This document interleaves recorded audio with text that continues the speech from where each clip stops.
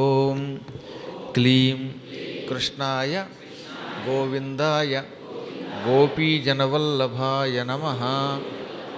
ఓం క్లీం కృష్ణాయ గోవిందాయ గోపీజనవల్లభాయ నమః. ఓం క్లీం కృష్ణాయ గోవిందాయ గోపీజనవల్లభాయ నమః. జై శ్రీరామ్. ఇంకా ఒకానొకప్పుడు వేదవ్యాసుని శిష్యుడు వైశంపాయనుడు తీర్థయాత్రలు చేశాడు. ఈ తీర్థయాత్రకు వెళ్ళినప్పుడల్లా ఏదో చిన్నో చితకో ఆటంకం వచ్చేది ఆయనకి. కొంతమందికి కార్యక్రమాలు మొదలుపెట్టాక విఘ్నాలు కలుగుతూ ఉంటాయి. దానికి గల కారణం ఏమిటో వాళ్ళకే తెలియదు.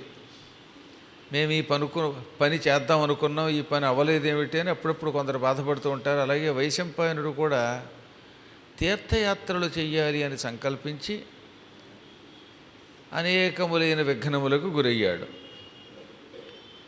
అప్పుడు ఆయనకి అనుమానం వచ్చి వేదవ్యాసుడిని గురువుగారిని భక్తితో పట్టుకుని, స్వామి, నేను మీ అంతటి వాడి శిష్యుణ్ణి, పైగా యజుర్వేదం బాగా చదువుకున్నవాడిని, నాకు కూడా అనుకున్న పనులలో ఆటంకం ఎందుకు కలుగుతోంది, ఈ ఆటంకాల నుంచి ఎలా బయటపడాలి అని అడిగితే అప్పుడు ఆయన చెప్పాడు,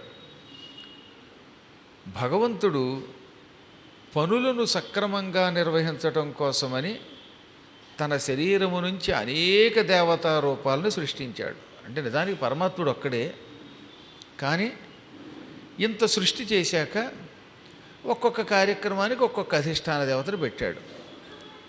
ముందుగా ఆ శుద్ధ చైతన్య స్వరూపం బ్రహ్మ, విష్ణువు, రుద్రుడు అనే పేరుతో 3 రూపాలు అయ్యింది. మళ్ళీ ఈ బ్రహ్మ నుంచి ప్రజాపతులు, బ్రహ్మ మానసపుత్రులు, ఋషులు, వీళ్ళంతా పుట్టుకొచ్చారు. దేవతలు ఏర్పడ్డారు. మళ్ళీ ఈ దేవతల్లో కూడా సురలు, సిద్ధులు, సాధ్యులు, కిన్నరులు, పన్నగులు, యక్షులు, చారణులు, అసురులు, విద్యాధరులు, గంధర్వులు మొదలైనటువంటి శాఖలు ఏర్పడ్డాయి. భూలోకంలో కూడా 4 రకాలైన జీవులు ఏర్పడ్డారు. ఈ 4 రకాల జీవులు మళ్ళీ 84 లక్షల జీవరాశులు అయ్యారు. అండజము, స్వేదజము, ఉద్భిజ్యము, జరాయుజము అని 4 రకాల ప్రాణులు ఉంటాయి. అండము అంటే గుడ్డు, ముందు గుడ్డు పుడుతుంది, ఆ గుడ్డు నుంచి జీవులు పుడతారు. అటువంటి ప్రాణులను అండజములు అంటారు. ఇప్పుడు ఈ కోళ్ళు, గ్రద్దలు, మొసళ్ళు, బల్లులు ఇవన్నీ కూడా పాములు అండజములు అని పిలువబడతాయి. అంటే ముందు ఏమవుతుంది, గుడ్లు పెడతాయి ఈ జీవులు.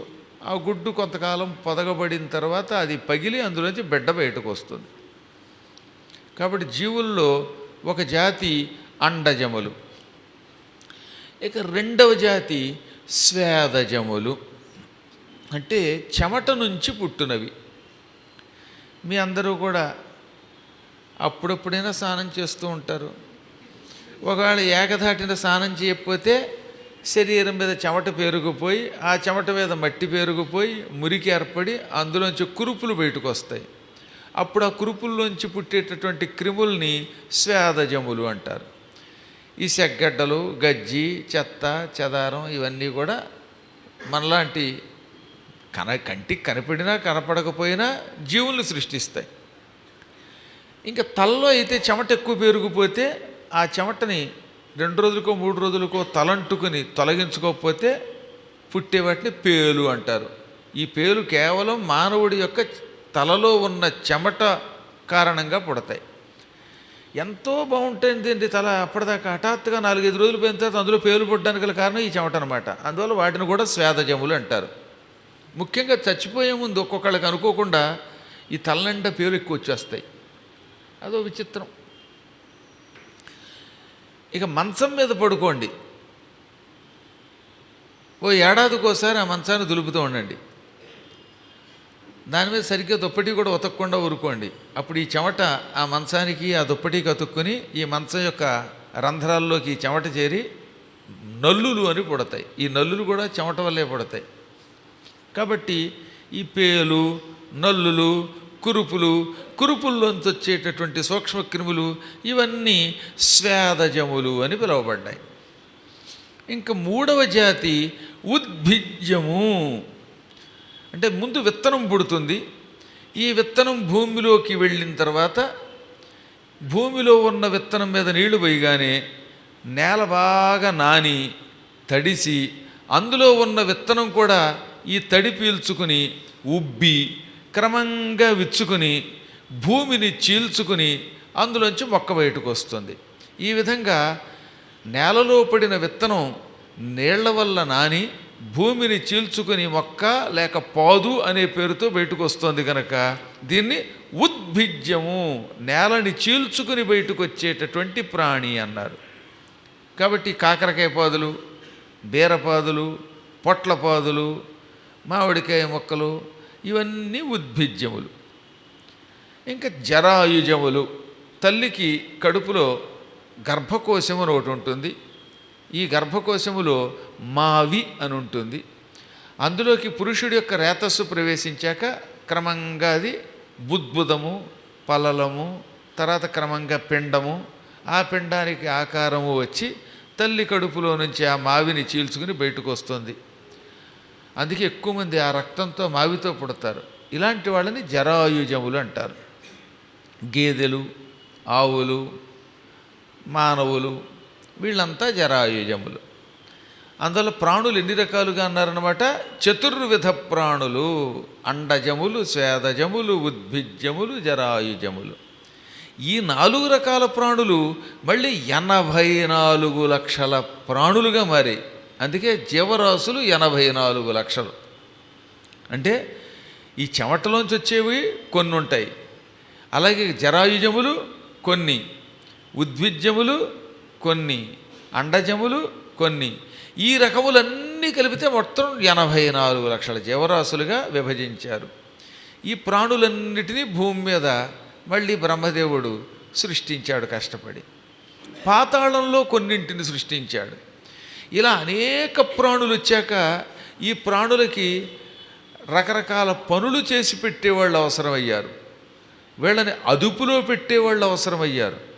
అదుపులో పెట్టకపోతే ఈ ప్రాణులు ఇష్టం వచ్చినట్టు తిరుగుతాయి కదా. దేనికైనా ఒక నియంత్రణ అవసరం ఉండవు. ఇప్పుడు ఉదాహరణకు మీరే ఉన్నారు, మీ శరీరం మీద మీకు అదుపు లేకపోతే మీ శరీరం మిమ్మల్ని నాశనం చేస్తుంది. ఈ శరీరమే చివరికి మీ పతనానికి మూల కారణం అవుతుంది. చివరికి శరీరం ఉండకుండా పోతుంది. అనగా అదుపు లేకపోవడం అంటే ఏమిటనమాట? కనిపించే కదా నువ్వు గొంతుకి దాకా జంతికలు తినేసి ఆ తర్వాత మళ్ళీ కనిపించే కదా అని మైసూరు పాకాలు తినేస్తే, ఏది కనపడితే తినేస్తే షుగరు, బీపీ, ఇంక దిక్కుమాల రోగాలు వస్తాయి. అప్పుడు శరీరంలో ఉన్న ప్రాణం ఏముంటుంది? నిన్ను భరించడం నా వల్ల కాదు, నా వల్ల కాదు అంటుంది. చివరికి వల్ల కాదని వల్లకాడుగు పట్టుకుపోతుంది. కాబట్టి నీ శరీరం మీద నీకు అదుపు లేకపోతే శరీరం నిన్ను సర్వనాశనం చేస్తుందా లేదా? ఆ మధ్యన ఒక ఆయన రైల్లో ప్రయాణం చేశాడు. అసలే ఆయన శరీరం అంతంత మాత్రం. 5 కేజీల పాలకోవా వెనక ముందు చూడకుండా తినేశాడు. 5 రోజుల పాటు మంచం మీద పడి లేవకుండా అయిపోయాడు. అంటే నీ శరీరం మీద, నీ మనస్సు మీద నియంత్రణ లేకపోతే ఏమైపోయింది? నీ శరీరం అనారోగ్యం పాలయ్యింది. నీతో పాటు పక్క వాళ్ళంతా ఏడవలసి వస్తుంది. అలా మన మీద మనకి నియంత్రణ లేకపోతేనే కష్టం వస్తుంది. ఈ కష్టం నీతో పాటు పక్క వాళ్ళు కూడా ఏడిపిస్తుందా లేదా? ఈ జీవులందరినీ కనుక వాళ్ళు ఇష్టం వచ్చినట్టుకు తిరగనిస్తే ప్రపంచం సర్వనాశనం అయిపోతుంది. ఎవడి మాట వినడు, ఎవడి పెత్తనం వాడిదే. ఇప్పుడు ప్రపంచంలో వస్తున్న పెద్ద సమస్య అదే. ఇళ్లల్లో ఎవరికి ఎవరి మీద నియంత్రణ లేదు. భార్య మాట భర్త, భర్త మాట భార్య వినరు.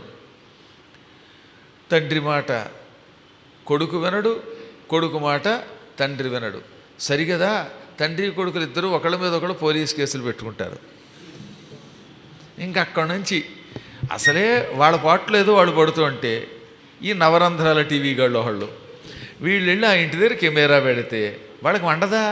నీకెందుకయ్యా వాడి ఇంట్లో వాళ్ళు ఏదో పడి ఏడుస్తూ ఉంటే, తండ్రి కొడుకు వస్తూ ఉంటే మధ్యలో ఎద్దుపుండు కాకి రుచని ఈ దిక్కుమాలాడి వెళ్ళి అక్కడ పెట్టడం. ఏమైనా అంటే మేము జర్నలిస్టులు అంటే ఇంట్లోకి వెళ్ళి దూరమనే, మొగుడు పిల్లలు కొట్టుకుంటుంటే దాన్ని అల్లరి చేయమనే. ఇటువంటి వాళ్ళే వీళ్ళని మీరు వల్ల కాదని చివరికి వల్లకాడుకు పంపాలట. కాబట్టి దరిద్రం ఇది. అందువల్ల ఇవన్నీ ఎందుకు వస్తున్నాయి? కలియుగం యొక్క ప్రభావం. ఈ కలియుగం ఎంత భయంకరంగా ఉంటుందో తెలుసునా అండి. ఇళ్లల్లో భార్యాభర్తలకి పడదు, తండ్రి కొడుక్కి పడదు, తల్లి బిడ్డలకి పడదు, అత్తమామలకి పడదు, స్నేహితులకి పడదు, ఎవరికి పడదు. వాడు కుడి చేతికి ఎడమ చేతికి కూడా పడదు. కుడి కన్ను ఎడమ కన్ను ఒకదానోడు చూసుకోవటం ఇంకా కొంతకాలం పోతే ఆ విధంగా తయారవుతారు. ఇంకా ఏం చెప్పారు ఈ కలియుగంలో? మొగుణ్ణి కొట్టి మొగసాలకు ఎక్కుతారు అన్నారు. అంటే ఏమిటనమాట, ఒక ఆవిడ ఉండేదిట. ఆవిడ భర్తను రోజు చితక్కొట్టి గదిలో పెట్టి, గదిలో తలుపు వేసేది, మొగుడిని కొట్టేసి బాబోయ్ బాబోయ్ నన్ను చంపేస్తున్నాడు అన్నదేట అని తలుపు తీసుకుని పారిపోయింది. చుట్టుపక్కల వాళ్ళకి తెలియదు పాపం. కొంతమంది కొత్త వాళ్ళు వీధిలోకి వచ్చారు, ఈ మొగుడు ఆవిడ కొట్టి పారిపోతున్నాడేమో అని వీడి పట్టుకు పదేశారు. ఇంతకీ చివరికి జరిగింది ఏంటనమాట, ఆవిడ చాలా తెలివైంది. పిచ్చితో కూడిన తెలివితో కూడిన పిచ్చి అంచేత పిచ్చి తెలివి పిచ్చి అంటారు. మొగుడు రోజు కొట్టి ఆ తర్వాత మా ఆయన కొట్టాడని అరిచి పారిపోతూ ఉంటే వీధిలో వాళ్ళు ఏమనుకున్నారట, ఈ మొగుడే కొట్టాడు అనుకున్నారట. మా ఆవిడ నన్ను కొట్టి పిచ్చిలో పారిపోయి చచ్చిపోతుందేమోనని ఈ పిచ్చాడు వెంటబడ్డాడు.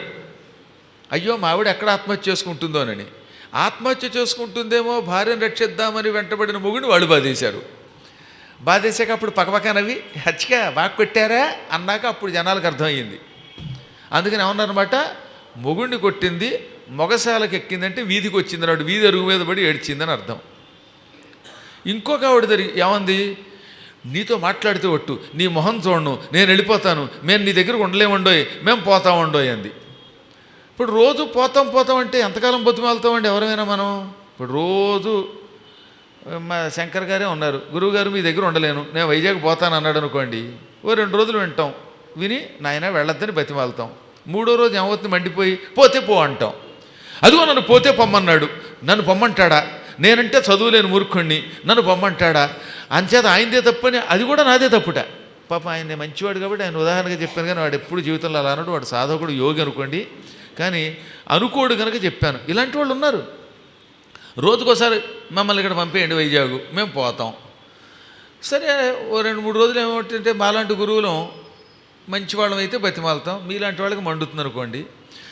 ఒకవేళ బతిమాలి ఓ రోజు ఎప్పుడో తెక్కొస్తుందిగా, తెక్కొచ్చి పోతే పోవా ఎవడొద్దన్నాడు, ఎంతకాలం బతిమాలుతాం, ఎవడున్నా లేకపోయినా ఈ సృష్టి జరుగుతుంది. పొమ్మన్నాం అనుకోండి, అప్పుడు ఏమంటారు తెలుసా, నన్ను పొమ్మంటారా, నేను హర్ట్ అయిపోయా, నా ఫీలింగ్ హర్ట్ అయిపోయింది అంటారట కలియుగంలో. ఇది ఇంక దీనికి నేనేం చెప్పను సమాధానం చెప్పండి. ఇవి జరిగేవి. ఓ చోట ఓ పెళ్ళం రోజు మొగుడిని నేను పోతాననేది బ్యాగ్ వేసుకుని, పాప మా మొగుడు రోజు కాళ్ళు పట్టుకుని బతిమాలేవాడు.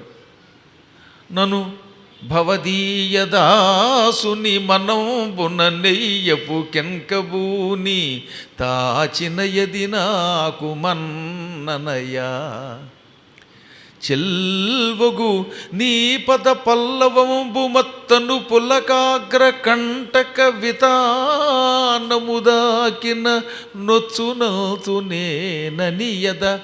అల్కమానవు గదా ఇకనైనా అరాళ్ళ కొంతలా ఆ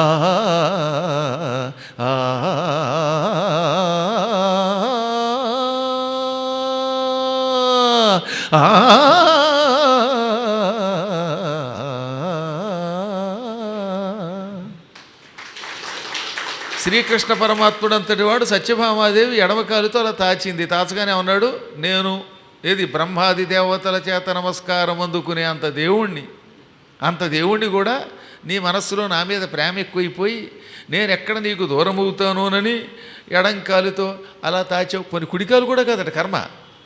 తనడంలో కూడా ఆ ఎంత గొప్ప మొగుడైనా ఎడంకాలతో తనడం కంటే కొంచెం కుడికాలతో తనితే గౌరవం.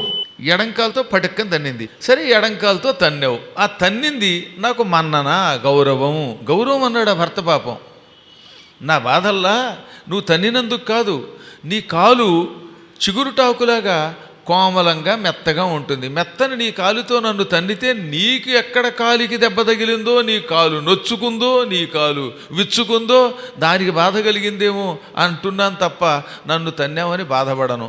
ఇంకనైనా కోపం మానవా అని బతిమాలాడు. అలా బతిమాలాడు కదా అని రోజు తన్నితే ఎలాగా? ఆవిడ ఒకసారి తన్ను వదిలేసింది. కానీ ఈ మధ్య నిజంగా జరిగిందన్నమాట. ఓ మొగుడిని రోజు తనడం, లేదా వాడు కాళ్ళు పట్టుకు బతిమాలినా నేను వెళ్ళిపోతానంది.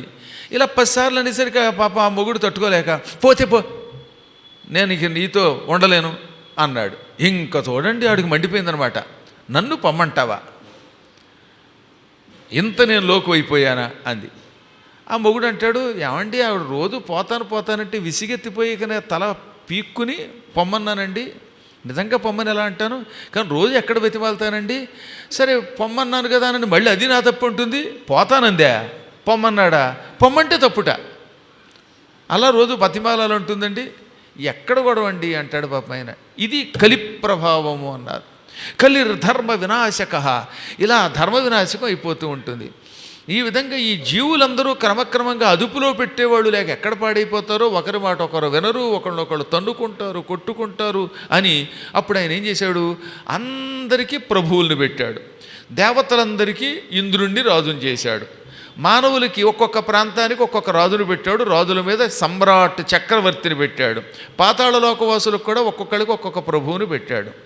అయినా మళ్ళీ ఈ ప్రభువుల్ని వీళ్ళందరికీ కూడా కష్టాలు రావడం మొదలెట్టాయి. ఇంద్రుడికి కష్టాలు వచ్చాయి, మానవులకి రాజులుగా ఉన్న వాళ్ళకి కష్టాలు వచ్చాయి, పాతాళం వాళ్ళకి కష్టాలు వచ్చాయి. ఈ కష్టములను తొలగించి ఎప్పటికప్పుడు వీళ్ళకి గొప్ప శక్తి ఇవ్వడం కోసం నవగ్రహములను సృష్టించాడు. సూర్యుడు, చంద్రుడు, అంగారకుడు, బుధుడు, బృహస్పతి, శుక్రుడు, శని, రాహువు, కేతువు అనే నవగ్రహాలను ఏర్పాటు చేశాడు. నాయనలారా, మానవులారా, మానవులను పరిపాలించే ప్రభువులారా, మీ అందరికీ తరచుగా మీ పాపాల వల్ల పుణ్యాల వల్ల సుఖం దుఃఖం వస్తుంటాయి. పాపాల వల్ల దుఃఖం, పుణ్యం వల్ల సుఖం వస్తాయి. ఈ సుఖ దుఃఖాల్లో సుఖం వచ్చినప్పుడు మీకు ఎలాగో దేవుడు గుర్తుకురాడు, కష్టాలు వచ్చినప్పుడు భగవంతుడు గుర్తుకొస్తాడు. అలాంటప్పుడు అన్ని వేళలా పరమాత్మ డైరెక్ట్గా వచ్చి రక్షించలేడు. ఎల్లవేళలా శ్రీమన్నారాయణుడే రావాలా, ఎల్లప్పుడూ బ్రహ్మే రావాలా, ఎప్పుడూ శివుడే రావాలా, ఎప్పుడూ అమ్మే రావాలా. కాబట్టి అదంతా కష్టం కనుక మా బదులుగా నవగ్రహములను పంపుతాను. మీరు చిన్న చితక కష్టం వచ్చినప్పుడు, విఘ్నములు కలిగినప్పుడు, ఏదైనా ఒక ఉద్యోగం రావాల్సి వచ్చినప్పుడు, పోయిన డబ్బు రావాలనుకున్నప్పుడు, స్థలాల వివాదాల్లో మీకు ఇబ్బంది వచ్చినప్పుడు, భార్యాభర్తల మధ్యలో సమస్యలు వచ్చినప్పుడు ముందుగా నవగ్రహములను పూజించండి. గణపతి పూజ అయ్యాక నవగ్రహాలను కూడా మంటపం మీద ఆరాధన చెయ్యండి. సత్యనారాయణ వ్రతం వంటి వ్రతాలు చేసినప్పుడు మంటపారాధనలో మొత్తం ముందుగా గణపతి పూజ, ఆ తర్వాత నవగ్రహాలు, ఆ తరువాత ఇంద్రాది అష్టదిక్పాలకులు, వీళ్ళందరినీ పూజిస్తే వారి అనుగ్రహం వల్ల మీకు కష్టాలు తొలగుతాయి. ఆఖరణ నన్ను పూజించండి అన్నాడు ఆయన. అందువల్ల తరచుగా ఏమైనా వస్తున్నప్పుడు ఏం చేయాలి, అన్నిటికీ భగవంతుడిని వచ్చి రక్షించమని అక్కర్లా, ఆయనకి ప్రతినిధులైన నవగ్రహాలను పట్టుకోవాలి. ఈ మధ్యన కలియుగంలో తెలివితేటలు ఎక్కువైపోయి అన్నిటికీ వెంకటేశ్వరుని ఒక్కడు పట్టుకుంటే చాలుకి మిగతా వద్దంటే ఆయన ఒప్పుకోడండోయ్. సత్యనారాయణ వ్రత కల్పం పెట్టింది ఆయనే. శాస్త్రం ప్రకారంగా ఒక యజ్ఞం జరిగినా, అర్చన జరిగినా, ఆఖరికి దేవతా ప్రతిష్ఠ జరిగినా అన్నిటిల్లో విఘ్నేశ్వర పూజ అయ్యాక అష్టదిక్పాలకులను నవగ్రహాలను పూజించి తీరాలి. ఇది పరమాత్మ నిర్ణయం. కాబట్టి పరమాత్మ నిర్ణయం కాదని వీళ్ళని పూజించకపోతే అది కూడా దోషమే. ఇప్పుడు ఉదాహరణకి నేనున్నాను, నాకు ఒక అసిస్టెంట్ ఉంటాడు. నా అసిస్టెంటు లోపలికి ఎవరినైనా పంపాలంటే వాడు చూసుకుంటాడు. నువ్వెవడివి, ఆయనతో మాకు పరిచయం ఉంది, ఆయన మెడబట్టి గంటేసి మీరు లోపలికి వస్తారా? ఎలా కుదురుతుంది?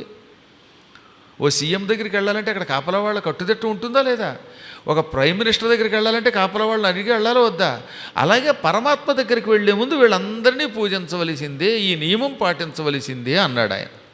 అందుకని ఈ పద్మపురాణంలో సృష్టిఖండంలో వరసగా 5 అధ్యాయములు ఆదిత్యాది నవగ్రహముల యొక్క ప్రభావాన్ని తెలియజేసాయి. అందులో వరసగా 77, 78, 79, 80 వీటిల్లో మరింత బాగా చెప్పారు.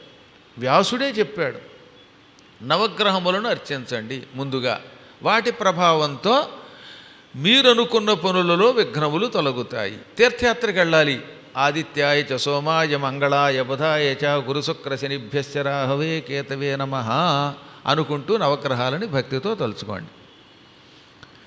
లేదా ఏదో చీటికి మట్టికి చిన్న చిన్న విఘ్నాలు వస్తున్నాయి, ఉద్యోగంలో సమస్య వస్తుంది, ఒక్కొక్క సమస్యకు ఒక్కొక్క గ్రహం మూల కారణం అవుతుంది. ఆ గ్రహాలని భక్తితో పట్టుకోండి, వాటిని పూజిస్తే అప్పుడు వీటన్నిటినీ మనకి పరిపాలకులుగా పెట్టిన పరమాత్మ సంతోషిస్తాడు. కాబట్టి వీటిని తిరస్కరించకూడదు, అది పాపమే. అందువల్ల వీళ్ళందరినీ పూజించాలి. కైలాసానికి వెళ్ళేట్టు ఒక ఆయన, నాకు శివుడితో పని ఉన్నది, గణపతి ఆయన కొడుకైనా నాకు అక్కర్లేదు, కుమారస్వామి ఆయన కొడుకైనా నాకు అక్కర్లేదు, వాళ్ళ ఆవిడ పార్వతితో నాకు పని లేదు, ఒక్క శివుడితోటే పని ఉందంటే శివుడు రాణిస్తాడా? ఆయనే చెప్పాడుగా, గణపతి నా రూపం, కాబట్టి ముందు గణపతిని పూజించు. మా రెండో అబ్బాయి కుమారస్వామిని పట్టుకో. నా భార్య సాక్షాత్తు నాలో సగం మా పార్వతి, ఆవిడని అవమానపరిస్తే నన్ను అవమానపరిచినట్టే, ఎందుకంటే ఆయన అర్ధనారీశ్వరుడు గనక. కాబట్టి వాళ్ళని తిరస్కరించి శివుని పూజిస్తానంటే ఎలా కుదురుతుంది? అది అర్థం లేదు. వైకుంఠానికి వెళ్ళాం, నాకు గరుత్మంతుడితో సంబంధం లేదు, లక్ష్మీదేవితో సంబంధం లేదు, ఆదిశేషుడిని తిరస్కరిస్తాను, నాకు కేవలం విష్ణువే కావాలంటే కుదరదు. అందువల్ల మానవులై పుట్టిన తర్వాత వాళ్ళకి కలిగేటటువంటి అనేక కష్టముల నుంచి బయటపడడానికి తప్పనిసరిగా శనివారం నవగ్రహాలను పూజించాలి, ప్రదక్షిణ చేయాలి. ఒక్కొక్క గ్రహమునకు ఒక్కొక్క రోజు పెట్టారు, వాటిని పట్టుకుంటే అన్ని రకాలుగా ఆరోగ్యాలు బాగుంటాయి. అందులో గ్రహములన్నిటికీ రాజు సూర్యభగవానుడు, ఆయనకి గ్రహరాజు అని పేరు. ఈ గ్రహరాజు గారిని ముందు పూజించవలెను. పరమం బ్రహ్మణస్తేజో బ్రహ్మదేహాద్వినిస్మృతం. ఒకప్పుడు బ్రహ్మదేహము నుంచి సమస్త లోకాలకి మూలకారకుడైన ఆదిత్యుడు పుట్టుకొచ్చాడు. ఆదిత్యుడు కూడా పరబ్రహ్మస్వరూపుడే. ఆ తర్వాత ఆయన ఎన్నో పర్యాయాలు అవతరించాడు. ఒకప్పుడు కశ్యపుడనే ఒక ప్రజాపతి భార్య అదితి, ఆ పరమాత్ముడు ఆదిత్యుడు నాకు కుమారుడు కావాలని వ్రతం చేసింది. నిజానికి బ్రహ్మస్వరూపుడు, విష్ణుస్వరూపుడు, రుద్రస్వరూపుడు, తనయంత తాను ఆవిర్భవించిన వాడు అయినప్పటికీ అదితికి కశ్యపుడికి తాను కుమారుడిగా పుట్టాలనే ఒక కోరిక వాళ్ళలో ఉంది గనక, తనను ఉపాసించారు గనక ఆయన అదితి గడుపులో ప్రవేశించాడు. అంటే వాళ్ళ ఉపాసనకు మెచ్చుకుని ప్రవేశించాడు. ఇప్పుడు శ్రీమన్నారాయణుడు ఉన్నాడు, కౌశల్య గడుపులో ప్రవేశించి రాముడిగా పుట్టలేదా? అదితి గడుపు నుంచి వామనుడిగా పుట్టలేదా? దేవకీ గర్భం నుంచి కృష్ణుడిగా రాలేదా? అలాగే ఇంతటి సూర్యభగవానుడు కూడా కశ్యప ప్రజాపతి అదితి తనను ఉపాసించగా వారి కుమారుడిగా పుట్టాడు. కశ్యపుడి కొడుకుగా పుట్టాడు గనక కశ్యపాత్మజుడు అన్నారు. అదితి కొడుకు గనక ఆదిత్య, ఆదిత్యుడు అనగా అదితి యొక్క కుమారుడు. అదితేహే అపత్యం పుమాన్ ఆదిత్య. తీవ్రమైన కిరణములతో పుట్టాడు ఆయన. అప్పుడు ఆయన పుట్టగానే ఇంద్రుడు మొదలైన సమస్త దేవతలు ఒక రోజున బ్రహ్మ దగ్గరకు వచ్చారు. అథ శక్రాదయో దేవాః బ్రహ్మాండం సముపాగతాః. సూర్యభగవానుడు పుట్టిన కొద్ది రోజులకి ఇంద్రుడు మొదలైన దేవతలంతా బ్రహ్మదేవుని దగ్గరకు వచ్చారు. ఆయన దగ్గరకు వచ్చి భక్తితో ప్రార్థించారు. ఏమండి అదితికి కుమారుడిగా నీ దివ్య తేజస్సు, త్రిమూర్త్యాత్మకమైన తేజస్సు ఆదిత్యుడు సూర్యుడు అనే పేరుతో వచ్చింది. ఈ సూర్యభగవానుడి వల్ల ఏమి ప్రయోజనములు, ఆయన్ని ఎలా ఉపాసించాలి, ఆయన్ని స్తోత్రం చేసే విధానం ఏమిటి అని అడిగితే అప్పుడు బ్రహ్మ చెప్పాడు. ఈ సూర్యభగవానుడు సత్వగుణ ప్రధానుడు. ఆయనలో శాంత లక్షణం ఎక్కువ, కానీ చూడడానికి మాత్రం భగభగ మండుతాడు. కొంతమంది పైకేమో మండుతున్నట్టు కనపడతారు, లోపలంతా ప్రశాంతంగా ఉంటారు. కొంతమంది పైకి చాలా మెత్తగా ఉంటారండి, మాట్లాడేటప్పుడు చాలా మెత్తగా మాట్లాడతారు, కొంపలు ముంచేస్తారు వాడు. కాబట్టి కోపంగా మాట్లాడిన వాళ్ళంతా కోపిష్టి వాళ్ళు గారు, చాలా తీపిగా మాట్లాడినంత మాత్రం చేత వాళ్ళంతా పుణ్యాత్ములు కాదు. ఆకారం చూస్తే గోళాకారం, ఆయన శరీరం అగ్నిస్వరూపం, కానీ సత్వగోజనక ప్రభు, సత్వగుణంతో పుట్టిన పుణ్యాత్ముడు. ఆయన తలుచుకుంటే ఎవరినైనా అనుగ్రహిస్తాడు. శాంత లక్షణం కావాలన్నా ఆయన్నే పట్టుకోవాలి, శత్రు సంహారం చేసే శక్తి కావాలనుకున్నా ఆయన్నే పట్టుకోవాలి. ఆయన ప్రత్యక్ష విష్ణుస్వరూపుడు, ప్రత్యక్ష దైవం. ఆదిత్యుడు అంటే కనిపిస్తున్న దైవం. నిజానికి పరమాత్మ అందరికీ కనపడ్డు, కానీ గోళాకారంలో రోజు మన కోసం మళ్ళీ దర్శనమిస్తున్నాడు. అందుకే ప్రత్యక్ష పరమాత్మ అన్నారు ఆయన్ని. ఆయన వల్లే ఈ లోకంలో ఎన్నో పంటలు, అన్న పదార్థములు సృష్టింపబడుతున్నాయి. సూర్యభగవానుడు లేకపోతే ధాన్యాలు లేవు, మొక్కలు పెరగవు, మనకు కావలసిన నూనె పదార్థాలు రావు. ఇప్పుడు మీరు చూడండి, ఎక్కడ సూర్యుడు కనపడకుండా ఉండేటటువంటి ధ్రువ ప్రాంతాల్లో వరి పండుతుందా, గోధుమ పండుతుందా, కందులు వస్తాయా? ఏమి రావు. సూర్యుడు యొక్క కిరణములు ఉంటేనే ఈ పంటలన్నీ బాగా పండుతాయి. సూర్యుడు లేకపోతే పచ్చి చేపలు తింటూ బతకవలసిందే. అక్కడ 6 నెలలకోసారి ధ్రువ ప్రాంతంలో కొద్దిగా ఒక 5 నిమిషాలు కనపడతాట సూర్యుడు. మిగతా కాలంలో అక్కడ ఎస్కిమోలని ఉంటారు. వాళ్ళు ఎంత కష్టపడుతున్నారో తెలుసా? మీరు అదృష్టవంతులండి. ఇక సూర్యభగవానుడిని రోజు చూడగలుగుతున్నారు. ఆయన దయ వల్ల నవధాన్యాలని సేకరించగలుగుతున్నారు. శుభ్రంగా చపాతీలు, పూరీలు, కూరలు, వాటేమిటి అన్నీ తినగలుగుతున్నారు. కొంచెం ఎక్కువ తిన్నప్పుడు ప్రమాదం తెచ్చుకోగలుగుతున్నారు, మళ్ళీ దానికి మందు తెచ్చుకోగలుగుతున్నారు. మొత్తం ఇది ఏమైతేనే సూర్యభగవానుడు ఉన్నాడు కాబట్టి మనం ఇలా ఉన్నాం. లేకపోతే చర్మం అంతా పాడైపోయి మచ్చలు వచ్చేస్తాయి. సూర్యుడు లేక ఆ తెల్లవాళ్ళు ఎంత యాత్ర పడుతున్నారో తెలుసా? బ్రిటిష్ వాళ్ళును ఆ దరిద్రం, ఆ చర్మమే దరిద్రం అయిపోతుంది. కారణం ఏంటంటే సూర్యభగవానుడి కిరణములు లేకపోవటం వల్లనే. అందువల్ల ఆ మహానుభావుడు సకల సంపత్ప్రదాత, ఆరోగ్యప్రదాత. భక్తితో స్తోత్రం చేస్తే సంతోషపడిపోతాడు. సృష్టిలో అంతటి శ్రేష్ఠుడు లేడు. అందుకే తత్సవితుర్వరేణ్యం అన్నారు. ఆ సవితు సూర్యభగవానుడు వరేణ్యం శ్రేష్ఠుని నేను ధ్యానిస్తున్నాను. సూర్యభగవానుడు చాలా గొప్పవాడు, ఉత్తమోత్తముడు. అటువంటి ఆయనని నేను ధ్యానిస్తున్నాను అనే మంత్రంలో ఒక భాగం అర్థం, సంపూర్ణ అర్థం కాదు, సంపూర్ణంగా చాలా అర్థాలు ఉన్నాయి. ఆ పరమాత్ముడు ఉత్తమోత్తముడు, ఆయనను నేను ధ్యానిస్తున్నాను. కారణం ఏమిటి? నహ మా యొక్క ధియ బుద్ధులను, ధీ అంటే బుద్ధి, బహువచనం ధియ, మా బుద్ధులను ఆ సూర్యభగవానుడు ప్రచోదయాత్, ఆ పరబ్రహ్మస్వరూపుడు ప్రేరేపించుగాక. మన బుద్ధి ఎలా వెళ్ళాలో మనకి తెలియదు. మన బుద్ధి సక్రమంగా ఉండదు, ఎప్పుడు ఎలా ప్రవర్తిస్తుందో మనకు తెలియదు. నిజం చెప్పాలంటే జీవులందరూ తమ బుద్ధి మీద నియంత్రణ కలిగి ఉండలేరు, అంటే అన్కంట్రోల్డ్ అనమాట. అందుకే ఎప్పుడు ఏం అవుతారో తెలియదుగా. ఎంతో జాగ్రత్తగా మాట్లాడదాం అనుకుంటాడు, కానీ కర్మగాలిపోయి ఏం అవుతాడో తెలియదు. ఏదన్నా ఒక పదార్థం మనం మాట్లాడితే దాని అర్థం వాడికి తెలియదు. ఒక్కొక్కప్పుడు అన్నం అనుకోండి, వాడికి అది అర్థం కాకపోతే మమ్మల్ని తెప్పుతావా, మమ్మల్ని అన్నం తినమంటావా అంటే మాకు అన్నం లేదంటావా అంటాడు. ఏంటండి అన్నం తినమంటే తప్ప? అంటే కర్మ ఏంటనమాట? బుద్ధి సక్రమంగా ప్రేరేపించబడకపోవటం వల్ల ఒక్కొక్కప్పుడు ఏ మాటన్నా అపార్థమే. ఒక్కొక్కడికి చాలా గొప్ప వచ్చేస్తుందండి. మా ఇంటికి భోజనానికి రండి అన్నాం అనుకోండి, అంటే మేము తిండి లేక బాధపడుతున్నామా, మేము పేదవాళ్ళమా అని తెప్పిన వాళ్ళు ఉన్నారు. పడుకోమంటే కొందరికి కోపం వస్తుంది, కూర్చోమంటే కొందరికి కోపం వస్తుంది. ఇలా ఏ మాట మాట్లాడినా అర్థం కాక కోపం ఎందుకు తెచ్చుకుంటున్నారు జీవులు అంటే వారి బుద్ధి సక్రమముగా ప్రవర్తించకపోవటం వల్లే. మన బుద్ధే కనుక సక్రమంగా ప్రవర్తిస్తే ఎక్కడ ఎలా మాట్లాడాలి, ఎవరితో ఎలా ప్రవర్తించాలి, ఏ పని ఎలా చేయాలో తెలుస్తుంది. అలా చేసేటటువంటి వాడు ఆ పరమాత్ముడు. కాబట్టి గాయత్రి మంత్రంలో సూర్యభగవానుడు కూడా ఉన్నాడు. సవిత దేవత అంటే సూర్యభగవానుడు ఈ గాయత్రి మంత్రానికి దేవత. అందులో సూర్యభగవానుడిని మనం ప్రార్థించాలి. సవిత అంటే ఇంకొక అర్థం ఏమిటి? సర్వవ్యాపకమైన చైతన్య శక్తి. ఆ చైతన్య శక్తియే ఈ మొత్తం సమస్తమునకు దేవత.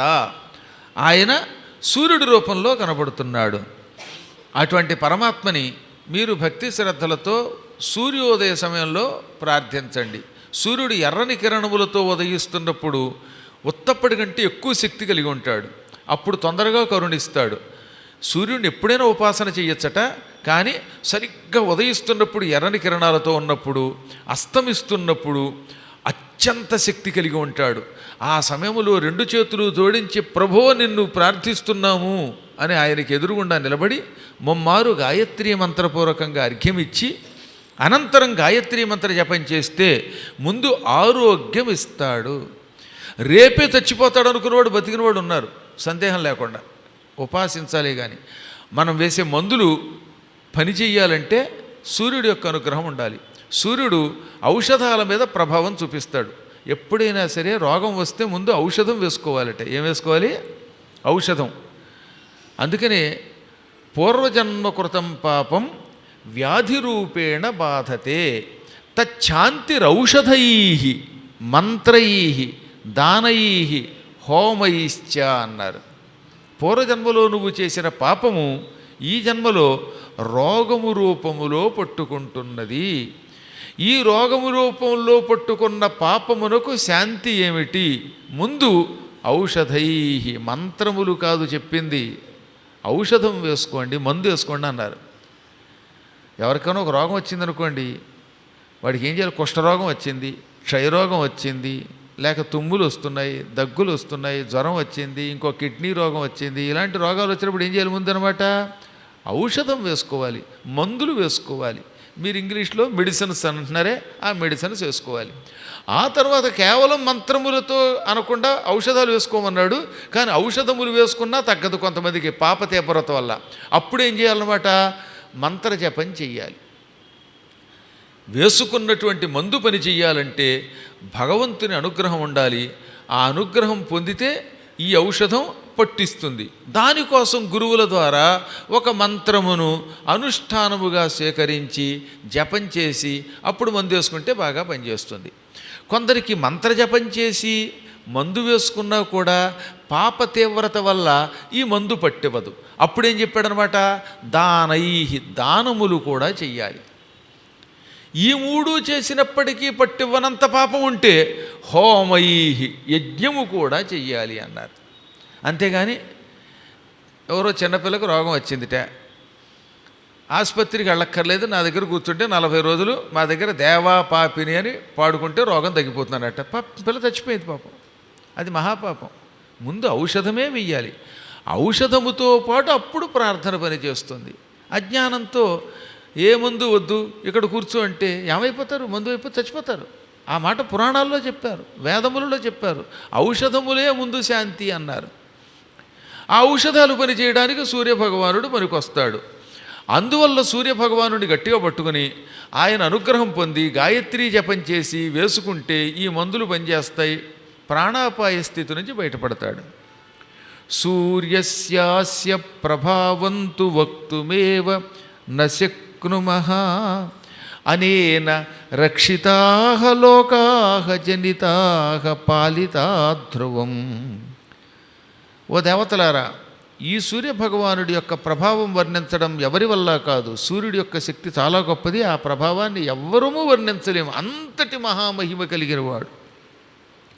ఈ సూర్యభగవానుడి చేత లోకం రక్షింపబడుతున్నది, పోషింపబడుతున్నది, లయం చేసుకోబడుతున్నది. అందుకే సూర్యుడిని బ్రహ్మ విష్ణు శివాత్మకుడు అన్నారు. సూర్యుడు ఎటువంటి వాడు? బ్రహ్మ విష్ణు శివాత్మకుడు అన్నమాట.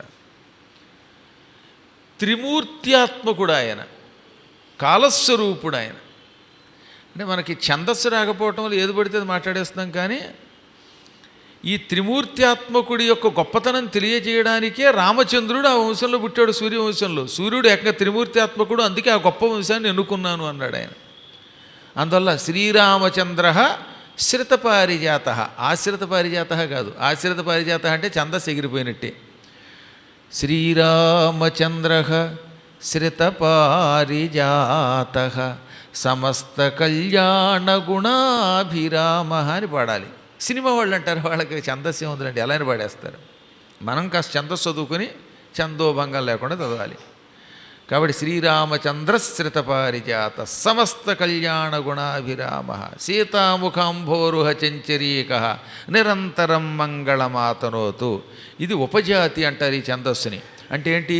ఒక పాదం ఇంద్రవజ్ర, మరొక పాదం ఉపేంద్రవజ్ర. ఇంద్రవజ్రలో తగణం, తగణం, జగణం, గురువు, గురువు ఉంటాయి.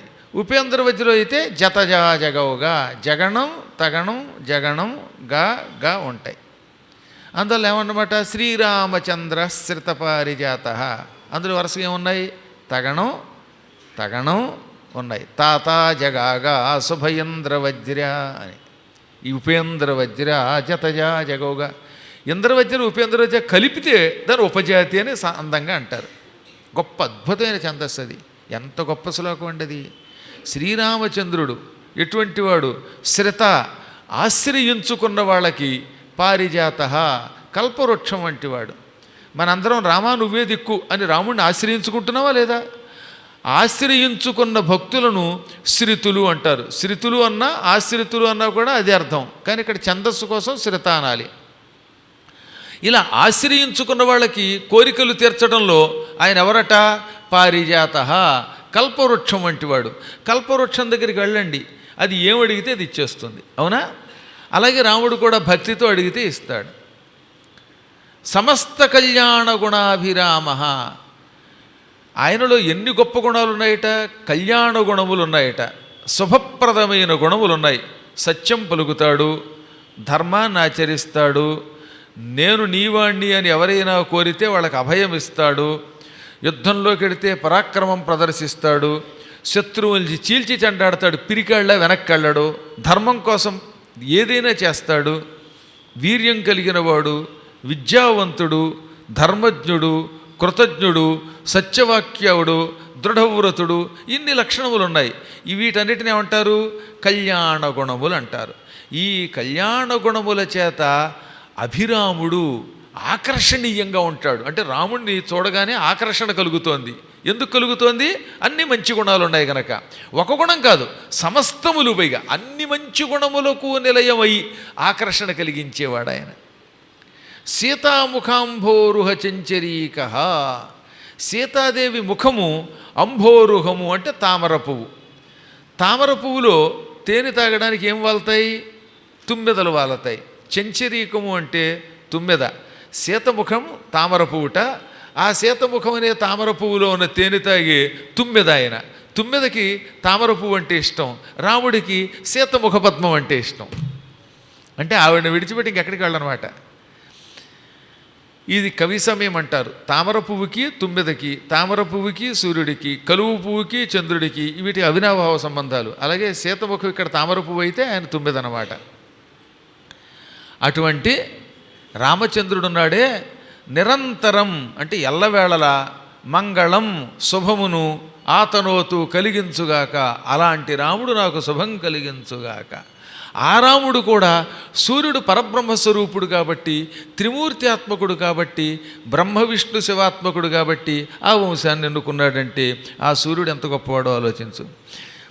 అస్యైవ సదృశో నాస్తి సర్వేషాం పరిరక్షణాత్ యంచ దృష్ట్వాయుషః కాలే పాపరాశి ప్రలీయతే.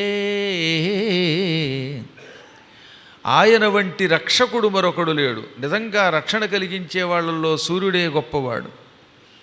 ఆయనను చూస్తే చాలు, ఉదయం సాయంత్రం, సూర్యాస్తమయం సూర్యోదయం, ఈ రెండు సమయములలో ఆయనకు ఎదురుగుండా నిలబడి ఆయన దర్శనం చేసుకుని సంధ్యావందనము చేసి గాయత్రి మంత్ర అనుష్ఠానం చేసిన వాడికి పాపరాశి ప్రళీయతే, పాపరాశి మొత్తం నాశనం అయిపోతుంది. 1, 2 కాదు, మన వాళ్ళు చేసే పాపాలు లెక్క లేకుండా ఉన్నాయి, గొట్ల గొట్లగా పెరిగిపోయేట. మనం చేసిన పాపాలు కొండల్లా పెరుగుకున్నాయి వెనక. ఈ కొండల్లాంటి పాపములన్నిటినీ నాశనం చేసి పారేసే శక్తి సూర్యభగవానుడికున్నది.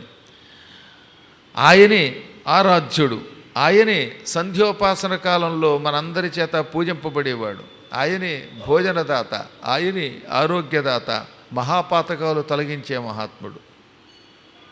ఈ కథని ఇప్పటిదాకా బ్రహ్మ దేవతలకి ఆదిత్యుని గొప్పతనం వర్ణించి చెప్పాడు కదా.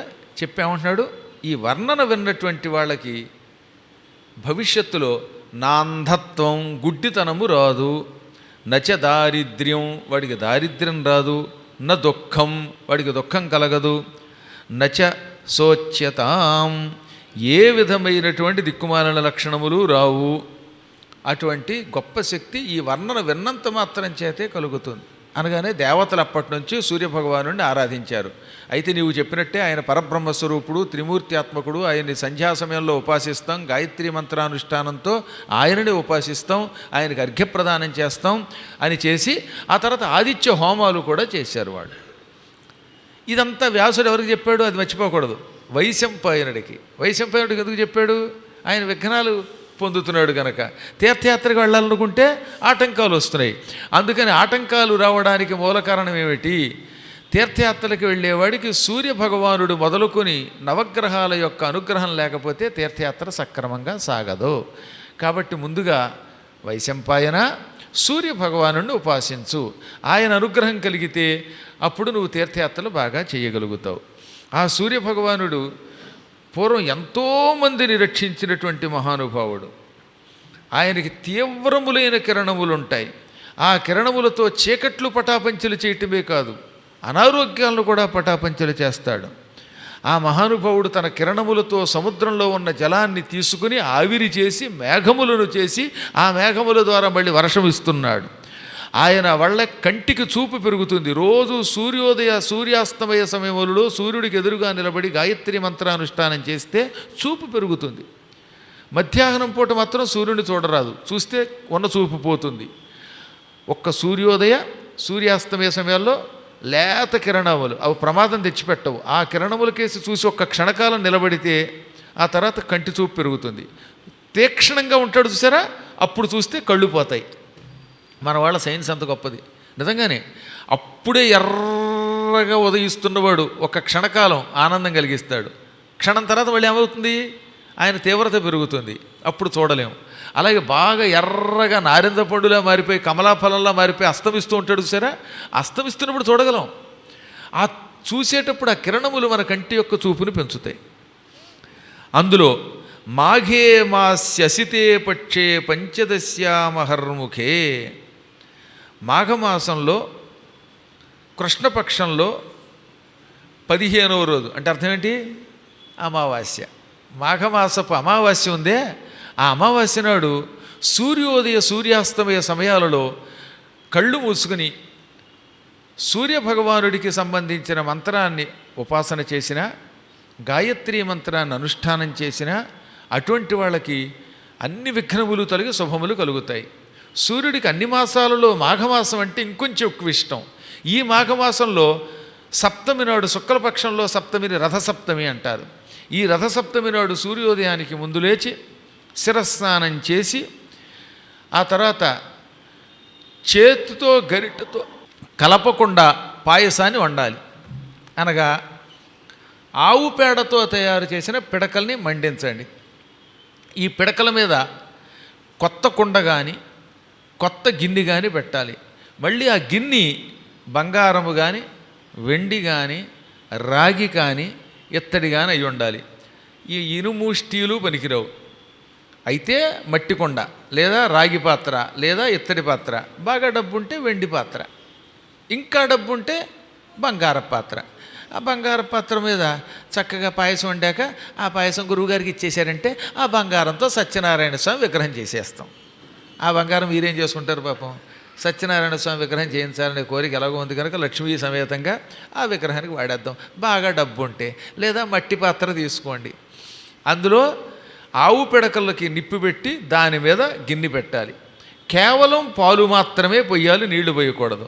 ఆ పాలకి తగిన పరిమాణంలో తగినన్ని బియ్యం పోయాలి. తగినన్ని అంటే మీరు చూసుకోండి, మళ్ళీ దానికి తగినన్ని అంటే తెలియకపోతే ఇబ్బంది. ఎందుకంటే ఈ మధ్యన పుస్తకాలు చూసి వంట నేర్చుకుంది ఒక ఆవిడ జీవితంలో ఎప్పుడు వంట చేయలేదట. గురువుగారు అమెరికా వస్తున్నారని తెలిసింది. ఆయనకి నా చేత్తో వండి పెట్టాలనుకున్నది. కర్మగారు ఆవిడ జీవితంలో ఎప్పుడు వంట చేయలేదు. అటువంటి ఆవిడ గురువుగారికి చేత్తో వండి పెట్టాలనుకుని పెసరట్టు ఉప్మా వేద్దాం అనుకుంది. పైగా నా అదృష్టం. అందువల్ల ఉప్మాలో ఏం చెయ్యాలి, పోపు పెట్టాక ఉప్పు ఎంత వేయాలంటే అందులో తగినంత ఉప్పు అన్నట్టు పుస్తకంలో. తగినంత ఉప్పు అంటే ఆవిడేమనుకుంది, కేజీ నూకకి కేజీ ఉప్మా. ఆ కేజీ నూకతో ఉప్మా చేయాలి కాబట్టి కేజీ నూకకి మళ్ళీ కేజీ ఉప్పు అయితే తగినంత ఉప్పు అనుకుంది ఇటు పాపం. అందుకని ఉప్మా నూక ఎంత వేసిందో అంత ఉప్పు వేసింది పాపం. ఆ తర్వాత ఇంక మీకు తెలియదేముంది. పైగా పెసరట్లో కూడా అన్నిటికీ తగినంత ఉప్పు అని రాశాడు వాడు, తగినంత కారం అన్నాడు. తగినంత అంటే ఏమనుకుందనమాట, ఆ పెసరట్టు కోసం ఎన్ని పెసలు తీసుకుందో అంత ఉప్పు అంత కారం వేసింది. మళ్ళీ ఎవరూ రుచి చూడకూడదు, మనం ఇది గురువుగారికే డైరెక్ట్గా పెట్టాలి అని మళ్ళీ రుచి చూస్తే కాస్తో కోస్తో తెలిసేది వాడికి పాపం. వాడి భక్తి కదా, అమ్మో గురువుగారు అంటే దేవుడు, రుచి చూసేం పెడతాం అని ఈ పెసరట్టు ఈ ఉప్మా ఏది ఈ ఉప్పు కారాలు వేసింది అంతా ఆకులు వేసింది. గురువుగారు మీకోసం కష్టపడి వంట నేర్చుకుని పుస్తకాలు చూసి మరి వంట నేర్చుకుని పెట్టానండి, మీరు తిరుపతి నా మీద ఒట్టు. అదే తింటే నా పని ఒట్టు. ఇంత తిని ఏమి రుచి తల్లి. అయితే గురువుగారు ప్రస్తుతం ఎక్కువ తినలేని స్థితిలో ఉండాలి, నియమం పెట్టుకున్నారని ఇంత ముక్క తిని నియమం అన్నాను. అలా అంటే బతికిపోతాం కనుక. ఆహా, ఇంత గురువుగారికి కష్టపడి చేస్తే ఇంత ముక్కే తిన్నారు, ఇప్పుడు మిగతాది ఏం చేయనంటే నా బదులు నువ్వు మీ ఆయనే తినాలి, తినప్పది నా మీద ఒట్టు అన్నాను. ఆ తర్వాత తెలిసింది ఏం జరిగిందో మీకు. అప్పుడు ఆ తర్వాత అయ్యో గురువుగారండి ఇంత కష్టం ఉందని తెలియలేదండి, నన్ను క్షమించండి అని మళ్ళీ ఒక ఏడాది ఏడ్చింది పాపం ఆవిడ, వేరే ఆవిడ. ఏం చేస్తామండి భక్తి మరి. కాబట్టి నాయనలారా, తగినంత పాలు తగినంత బియ్యము అంటే ఆ పాలల్లో ఎన్ని బియ్యం వేస్తే ఉడుగుతో తెలుసుకోవాలి. అంతేగాని లీటర్ పాలు వేసి కేజీ బియ్యం పోసేస్తే అది చచ్చూరుకుంటుంది. అది ఎవరం తినలేము. 4 లీటర్ల పాలు పోస్తే 1/4 కేజీ బియ్యమే పొయ్యాలి. పాలు బాగా మరిగాక లీటర్ పాలు తీసుకున్నారంటే 100 గ్రాముల బియ్యం తీసుకోండి. పాలు ఉడికాక బాగా మరిగాక అందులో పొయ్యండి. గరిటతో కలపకూడదట దాన్ని. సూర్యభగవానుడికి మాఘ సప్తమి నాడు రథసప్తమి నాడు వస్తున్నప్పుడు గరిటతో కలపకూడదు. తప్పనిసరి కలపాల్సి వస్తే ఏం చెప్పాడనమాట, కర్రతో కలపవలను అన్నారు. అందుకే ఆ రోజున మీరు చూసారా, కొంతమంది కర్రతో కలుపుతారు. ఆ కర్ర వేపకర్ర పెడతారా, వేపకర్ర పెట్టారు. సూర్యుడు కాదు కదా, ఎవరూ తినలేము. అందుకని దానికి కూడా ఒక నియమం చెప్పారన్నమాట. మోదుగు కర్ర కానీ చండ్రకర్ర కానీ లేదా అర్జున వృక్షము అంటే తెల్లమద్ది చెట్టు కర్ర కానీ అసలు కలపకుండా వండేస్తే మరీ మంచిది. తప్పనిసరి కర్రతో కలపవలసి వస్తే ఈ కర్ర వాడండి అన్నాడు. శ్రేష్టమైన వాటిని వాడాలి. వేపకర్ర, ఉమ్మెత్త కర్ర. ఉమ్మెత్త కర్ర వాడింది ఒక ఆవిడ తెలియక, ఉమ్మెత్త అంటే శివుడికి ఇష్టమని ఉమ్మెత్త కర్రతో వాడిన పాయసం తిన్నవాళ్ళు ఏమవుతారో తెలుసుగా, ఎర్రగడ్డ. అదే వైజాగ్లో ఉన్నవాళ్ళైతే పెదవాళ్ళు తేరు వెళ్ళిపోతారు మెంటల్ ఆసుపత్రికి. ఏమిటో తెలియదు మన వాళ్ళకి, కొన్ని ఎన్ని చెప్పాలి అన్నీ విడమర్చి చెప్పాల్సిందే. కాబట్టి ఏది ఏమైనా ఇలాగా ఎంగిలి చెయ్యకుండా కేవలం పాలతో రథసప్తమి నాడు పాయసం వండాలి. ఈ పాయసమును సూర్యభగవానుడికి నివేదన చెయ్యాలి. ఆయనకి నివేదన చేశాక మధ్యాహ్న సమయంలో వీలుంటే చెరుకు ముక్కతో దీన్ని కలిపితే ఇంకా మంచిది అన్నాడు. ఇప్పుడు మళ్ళీ తర్వాత ఏమన్నాడు, చెరక ముక్కతోటి గరిటి బదులుగా చెరక ముక్కతో ఆ పాయసం కలిపి దానిని స్వామికి నివేదించాక మనం ప్రసాదంగా తినాలి. దీనివల్ల శ్వేతకుష్ఠ వంటి రోగములు కూడా తొలగుతాయి. ఔషధములు మందులు బాగా పట్టిస్తాయి. మాఘ శుక్ల సప్తమి తిథి రథసప్తమి అనే పేరుతో, సూర్య సప్తమి అనే పేరుతో ప్రసిద్ధికి ఎక్కినది. పూర్వకాలంలో యుద్ధరంగంలో విజయం పొందడానికి ఈ సప్తమి నాడు సూర్యుని ఉపాసన చేసేవారు.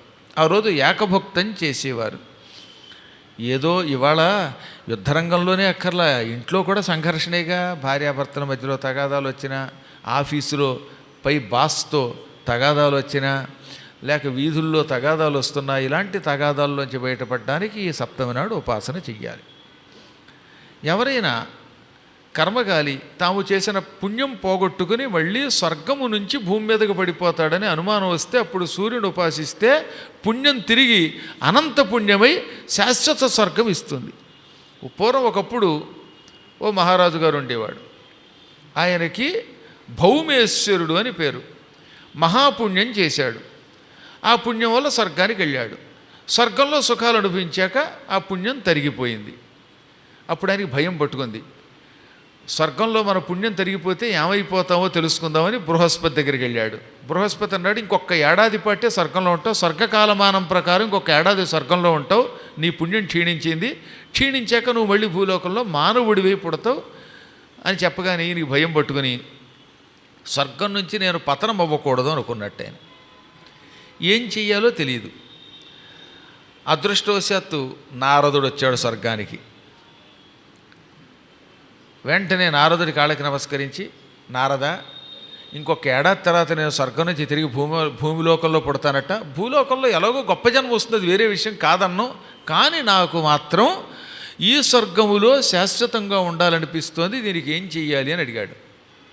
నీ కుమారుడు రథసప్తమి నాడు సూర్యుని ఉపాసించి ఆయనకి పాయసం నివేదనగా పెట్టి ఆ పాయసంతో కూడినటువంటి నీళ్ళని నీకు తర్పణంగా విడిచిపెడితే నువ్వు శాశ్వతంగా స్వర్గంలో ఉంటావు అన్నాడు. మీకు పుణ్యం ఉంటుందండి, మీరే మా గురువులు, మీ కాళ్ళు పట్టుకుంటున్నాను, మా అబ్బాయికి ఈ విషయం చెప్పండి అన్నాడు ఆయన. నీ నెత్తి మీద ఏదో ఉందంటే నువ్వే తీయ అన్నట్లేండి వెనకడికి కావడం. ఎవడో ఒక ఆయన నెత్తి మీద ఓ గడ్డిపరక పడింది, పువ్వు అయితే పర్వాలేదు, గడ్డిపరక. ఏమండో మీ నెత్తి మీద గడ్డిపరక ఉందంటే ఎందుకంటే చెప్పడం మీరే తీయచ్చుగా అన్నట్టు ఆయన. అలాగే అప్పుడప్పుడు ఏంటంటే నేను ఎలాగో స్వర్గంలో ఉన్నాను, భూలోకానికి వెళ్ళలేనప్పుడు వెళ్ళడం కష్టం, మీరు గురువులు కరుణాస్వరూపులు మా అబ్బాయి దగ్గరికి వెళ్ళగలరు, వెళ్ళి మా అబ్బాయికి చెప్పి నన్ను ఉద్ధరించండి అనగా నారదుడు జాలిపడి ఈ భౌమేశ్వరుడు కొడుకు ఆ వంశంలో ఉన్నవాడు ఇంకా అదృష్టవశాత్తు భూలోకంలో పరిపాలనలో ఉన్నాడు, ఆయన దగ్గరికి వెళ్ళి మీ నాన్నగారు ఓ ఏడాది తర్వాత స్వర్గం నుంచి భ్రష్టుడు అవుతున్నాడురా, ఆయన కోసం నువ్వు స్వర్గానికి వెళ్ళడానికి ఒక ఉపాసన చెయ్యి అంటే ఏం చెయ్యాలని అడిగాడు ఆయన. ఇదిగో రాబోతోంది మాఘమాసం, ఆ మాఘమాసంలో సప్తమి నాడు ప్రొద్దుటే లే, తలారా స్నానం చెయ్యి, సూర్యుడి కోసం పాయసం వండు, పాయసంలో 2 మెతుకులు తీసుకో, ఆ మెతుకులని నీళ్లల్లో కలిపి 2 చేతుల్లోకి ఇలా తీసుకో, నీళ్లు ఈ అన్నం మెతుకులు ఈ పాయసం మెతుకుల్ని కలిపి ఈ సూర్యభగవానుడికి నివేదన చేసిన పాయసాన్నంతో కూడిన అర్ఘ్యమును అంటే నీళ్లు ఈ అన్నం మెతుకులను నా తండ్రి గారికి అక్షయముగా స్వర్గము కలుగుటకు ధారపోస్తున్నానని విడిచిపెట్టాయి. దానివల్ల మీ నాన్న తరిస్తాడని. కానీ ఈయన అలాగే చేశాడు, ఎక్కువ కూడా అక్కర్లేదట, 2 మెతుకులు తీసుకోమన్నారు ఆ పాయసంలో. ఆ తర్వాత ఒక గిన్నెలోకి నీళ్లు తీసుకో, ఆ నీళ్లు 2 చేతులతో తీసుకోవాలి, ఒక చేత్తో అర్ఘ్యం ఇవ్వకూడదు. ఆ 2 చేతుల్లోకి నీళ్లు ఈ అన్నం మెతుకులు తీసుకుని పాయసం మెతుకులు ఈ ఫలితాన్ని ఈ అర్ఘ్యం ద్వారా మా తండ్రికి సమర్పిస్తున్నాను. ఆ సమర్పించేటప్పుడు తండ్రి గారు గోత్రం చెప్పాలి, పేరు చెప్పాలి, చెప్పి సంకల్పం చెప్పి విడిచిపెట్టాలి. సంకల్పం మీరు రోజు చేస్తున్నదేగా, మమోపాత్త సమస్త దురితక్షే ద్వారా శ్రీ పరమేశ్వర ఉద్దేశ్య పరమేశ్వర ప్రీత్యర్థం మొదలెట్టి ఇదిగో మాఘ శుక్ల సప్తమ్యాం తిథౌ శుభవాసరే శుభనక్షత్రే శుభయోగే శుభకరణ ఏవం గుణ విశేషణ విశిష్టాయాం శుభతిథౌ అని ముందుగా నీ పేరు నీ గోత్రం, ఆ తర్వాత ఆ శరీరం విడిచిపెట్టిన తండ్రి గారో తల్లి గారో వాళ్ళ గోత్రం చెప్పి, లేక మీ స్నేహితులైతే స్నేహితుల గోత్రం చెప్పి వాళ్ళ కోసం రథసప్తమి సమయే అర్ఘ్యప్రదానం కరిషే పాయసార్ఘ్యప్రదానం కరిషే పాయసముతో కూడిన అర్ఘ్యమును సమర్పిస్తున్నాను అని సమర్పిస్తే వెంటనే ఈ ఫలితం వాళ్ళకి చేరుతుంది. చేరడమే కాదు, భౌమేశ్వరుడు కలియుగాంతం వరకు స్వర్గంలో ఉండగలిగాడు. తర్వాతైనా యుగాంతం అయ్యాక మళ్ళీ కొత్త యుగం ప్రారంభమవుతుంది కదా, అప్పుడు పుట్టవలసిందే భూమి మీద. పుట్ట ఈ మహాఫలితమును అతనికి ధారపోయటం వల్ల ఉత్తమ జన్మెత్తుతాడు అన్నారు. వాడు గుర్తుపెట్టుకోవాల్సింది ఏంటంటే స్వర్గం శాశ్వతం కాదు, కాకపోతే ఈ 43,20,000 సంవత్సరాల చతుర్యుగముల కాలం మాత్రం స్వర్గంలో ఉంటాడు. అక్షయ స్వర్గం అంటే అది. ఇది అయిపోయాక ఈ కలియుగాంతం అయ్యాక మళ్ళీ సృష్టి నాశనం అవుతుంది, మళ్ళీ కృతయుగం ప్రారంభమవుతుంది. ఆ కృతయుగంలో ఈ స్వర్గంలో ఉన్నవాళ్ళు మళ్ళీ పుడతారు మానవులుగా. పుట్టేటప్పుడు ఏమవుతుందట ఈ సూర్యుడి యొక్క అనుగ్రహం వల్ల, ఏవం స్వర్గక్షయాదేవ రాజా భౌమౌ మహాధనీ మర్త్యలోకే పురాభ్యాసాత్ కరోతి భాస్కరవ్రతం. మళ్ళీ భూలోకంలో పుట్టేటప్పుడు స్వర్గం నుంచి భూలోకానికి వచ్చి రాజుగా పుడతాడు. భౌమౌ అంటే భూమి యందు రాజా, ఒక మహారాజుగా పుడతాడు, మంచి రాజవంశంలో పుడతాడు. రాజవంశంలో పుట్టినా దరిద్రం రావచ్చు, దారిద్ర్యం రావచ్చు. కొంతమంది మహారాజులు శత్రువుల చేతిలో ఓడిపోయి అడవుల్లో అలమటించిన వాళ్ళు లేరా? సురధుడనే ఒక రాజు ఉన్నాడు, శత్రువుల చేతిలో ఓడిపోయాడు, అడవికి వెళ్ళాడు, నానాయాతన పడ్డాడు. పాండవులంతటి వాళ్ళు కూడా జోదంలో ఓడిపోయి దారిద్ర్యం పొందారు కొంతకాలం. కానీ ఈ సూర్యభగవానుడి అనుగ్రహం ఉంది కనుక ఇతడు భూలోకంలో మహాధని ధనవంతుడైన రాజుగా పుడతాడు, అక్షయమైన ఐశ్వర్యంతో పుడతాడు. ఆ తర్వాత వాళ్ళు ఏం చేస్తారట, పూర్వజన్మ పుణ్యం గుర్తుండడం వల్ల కరోతి భాస్కరవ్రతం, భాస్కరవ్రతం చేస్తాడు, సూర్యుని మళ్ళీ ఉపాసిస్తాడు, దానివల్ల మళ్ళీ శుభాలు పొందుతూ ఉంటాడు. అందువల్ల సూర్యభగవాను శుక్లపక్ష సప్తమి నాడు మాఘమాసంలో ఉపాసించాలి. దీనివల్ల అశ్వరత్నం సువర్ణంచ రక్తవస్త్రంచ ధాన్యకం, మంచి మంచి గుర్రములు దొరుకుతాయి వాడికి, శ్రేష్టములైన వాహనములు దొరుకుతాయని అర్థం. సూర్యోపాసన వల్ల అశ్వరత్నం పొందుతాడు అంటే అర్థం ఏంటి? గొప్ప గుర్రం పొందుతాడని ఒక అర్థం. కలియుగంలో గుర్రం మీద ఎక్కి తిరిగేవాడు ఎవడున్నాడు అంటే రాత్రి గుర్రం ఎక్కేవాడు చాలామంది ఉన్నారులేండి. అబ్బో ఎక్కడ చూసినా బెల్ట్ షాపులే. అందుకని గుడి వెనకన్నా స్వామి గుర్రం ఎక్కి కూర్చున్నాడని పడుకునేవాళ్ళు ఉన్నారు పాపం చాలా. ఆ గుర్రం అని కాదు ఇక్కడ. అశ్వరత్నం అంటే మంచి వాహనం, గొప్ప కారు కొంటాడనమాట. తర్వాత ఆ కారు కూడా ప్రయాణం మధ్యలో ఇంజిన్ ఆగిపోవడం, వెనకాతలోడు గుద్దడం, ఈ గందరగోళాలు లేనటువంటి మంచి అద్భుతమైనటువంటి వాహనం దొరుకుతుంది. ఆ తర్వాత సువర్ణం, బంగారం లేకపోతే ఏమీ శోభ. అంచేత బంగారం లాంటి నగలు, బంగారం లాంటి పిల్లలు కూడా ఉంటారు. ఆపై ఏమవుతుందిట వరుసగా రక్త వస్త్రంచ, మంచి అద్భుతమైన పట్టు వస్త్రాలు కూడా. ఇక్కడ రక్త వస్త్రం అంటే కేవలం ఎర్ర వస్త్రం అనే కాదు, పట్టు వస్త్రాలు మొదలైనవి దొరుకుతాయి, మంచి మంచి బట్టలు దొరుకుతాయని అర్థం. ధాన్యాలు లభిస్తాయి. ఇవన్నీ కూడా మనకి శుభం కలిగిస్తాయి. సూర్యోపాసన చేసేవాడు ఇవన్నీ సూర్యుడి వల్ల వస్తున్నాయి కనుక దానం కూడా చేస్తే మంచిదన్నారు. దదాతి భాస్కర ప్రీత్యా, సూర్యభగవానుడి ఉపాసన చేసిన వాడు సూర్యునికి ప్రీతి కలిగించేటందుకోసం మంచి వాహనములను కానీ, బంగారమును కానీ, ఎర్రని బట్టలను కానీ, ధాన్యమును కానీ దానం చేస్తే మంచిది. కలియుగం కారు దానం చేసేవాడు ఎవడున్నాడులేండి, వాడికి వాడే కొనుక్కోవడం మర్చిపోయిన రోజులు ఇవి. అంటే మంచివాళ్ళు ఉంటే ఇస్తారు, అది వేరే విషయం. ఇక్కడ వాహన దానం చేయలేకపోతే ఏం చేయాలన్నమాట, వెండితో కానీ ఇత్తడితో కానీ గుర్రాల బొమ్మలు ఉంటాయి, ఏనుగులు, అలాంటివి దానం చేయమన్నారు. అలా చేసేవాళ్ళు ఉన్నారు. గోదానం అంటే గోవుని ఇవ్వలేకపోతే ఇంత వెండి గోవు ఇవ్వటంలా పావలాకు ₹10 వచ్చేవి ఉంటాయి కదా. ఇప్పుడు పావలాకు విలువ లేదనుకోండి, కొంచెం తక్కువగా వచ్చేవేవో దొరుకుతాయి, వాటిని ఇచ్చేయచ్చు. ఎర్ర బట్టలు కూడా ఇమ్మన్నారు, ధాన్యాలు కూడా ఇవ్వడం మంచిది. దానివల్ల ఇచ్చేది స్వల్పమైతే ఈశ్వరానుగ్రహం బాగా కలిగి అనంతములైన ఫలితములు వస్తాయి. సూర్యభగవానుడికి ఇష్టమైన ఒక మంత్రం చెబుతున్నాను వినండి. భాస్కరాయ విద్మహే సహస్రరశ్మయే ధీమహి తన్న సూర్య ప్రచోదయాత్. ఈ మంత్రం 96వ శ్లోకం సృష్టిఖండములో ఎన్నో శ్లోకం చెప్పాము, ఇది 97వ శ్లోకం, అధ్యాయం 77.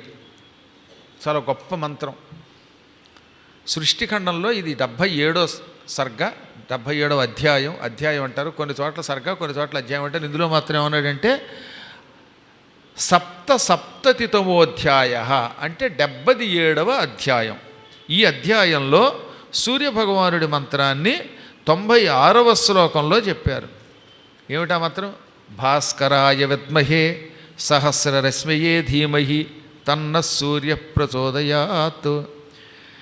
జప్య ఏష పరప్రోక్త సప్తమ్యాం విజయావహ. సప్తమి నాడు, ఏ సప్తమి నాడైనా ఈ మంత్రమును జపించవచ్చు. అందున మాఘమాసంలో శుక్లపక్షములో రథసప్తమి నాడు ఈ మంత్రమును ఎంత ఎక్కువ జపం చేస్తే అంత మంచిది.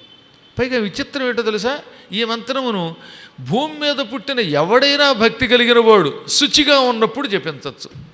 మళ్ళీ బయట ఉన్నప్పుడు, అశుచిగా ఉన్నప్పుడు, మైలు వచ్చినప్పుడు, అలాంటప్పుడు కాకుండా శుచివంతుడైన వాడు ఎవడైనా స్త్రీ పురుష నపుంసక తిర్యక్ జడ ఆది భేదము లేకుండా జపించవచ్చు. తిర్యక్కులంటే పక్షులు మొదలైనవి, జడములు అంటే చెట్లు కొండలు. చెట్లు కూడా జపం చేస్తాయి, కొండల్లో కూడా పర్వతరాజులు లేరు, వాళ్ళంతా జపం చేయొచ్చు, ఎవరైనా చెయ్యొచ్చును. ఇలా సప్తమి నాడు ఈ మంత్రాన్ని జపం చేస్తే విజయము లభించి తీరుతుంది. ఈ మంత్ర జపం చేస్తూ అర్ఘ్యప్రదానం చేసే విధానం ఒకటి చెప్పారు ఇక్కడ. ఎదురుగుండా ఓ పెద్ద విశాలమైన గిన్నె పెట్టుకోండి, అంటే 2 చేతులు పట్టే గిన్నె పెట్టుకోవాలి. ఏం చేయాలి, కొంచెం పెద్ద గిన్నె పెట్టుకొని కంచం లాంటిదో ఇత్తడితో తయారు చేసిందో మూకుడో ఇంకోటో మీ ఓపికను బట్టి కొంచెం విశాలంగా ఉన్నటువంటి గిన్నె తీసుకోవాలి. దాంట్లో నీళ్లు పొయ్యాలి. ఆ నీళ్లలో కరవేర పుష్పములు వేయాలి, అంటే గన్నేరు పువ్వులు. కరవేరం అంటే ఏమిటి, గన్నేరు. మళ్ళీ ఆ గన్నేరులో కూడా ఎర్రవైతే మరీ మంచివట. రక్త కుంకుమ సన్నిభై అన్నారు. అంటే ఎర్రగా కుంకుమ లాంటి పువ్వులు, ఎర్రగన్నేరు పువ్వులు, ఇంకా ఎర్రని పువ్వులు, జపా పుష్పాలను ఉంటాయి కదా, దాసాని పువ్వులు, మన వాళ్ళు అగ్ని పువ్వులను కూడా పిలుస్తారు, కానీ అది అసలు పేరు జపా పుష్పం. ఈ సత్తుపల్లి, కల్లూరు ఆ ప్రాంతాల్లో రోడ్డు పక్కన కనపడతాయి, ఎర్రగా నిప్పుల్లాగా పూసి ఉంటాయి అన్నమాట. ఆ అగ్ని పుష్పాలు ఉన్నాయి చూసారా, వాటిని సంస్కృతంలో జపా కుసుమములు అంటారు. ఆ జపా కుసుమములు, ఇంకా గులాబీలు, ఇలాంటి ఎర్రని పువ్వులు ఈ నీళ్లలో వెయ్యాలి. 2 చేతులతోటి ఈ పువ్వులు నీళ్లు కలిసి తీసుకుని సూర్యుడికి ఎదురుగుండా నిలబడి భాస్కరాయ విద్మహే సహస్ర రశ్మయే ధీమహి తన్న సూర్య ప్రచోదయానిత్తనే మంత్రమును జపిస్తూ సూర్యభగవానుడికి అర్ఘ్యమిస్తే అటువంటి వాళ్ళు అనేక శుభములు పొందుతారు, సిద్ధులు పొందుతారు.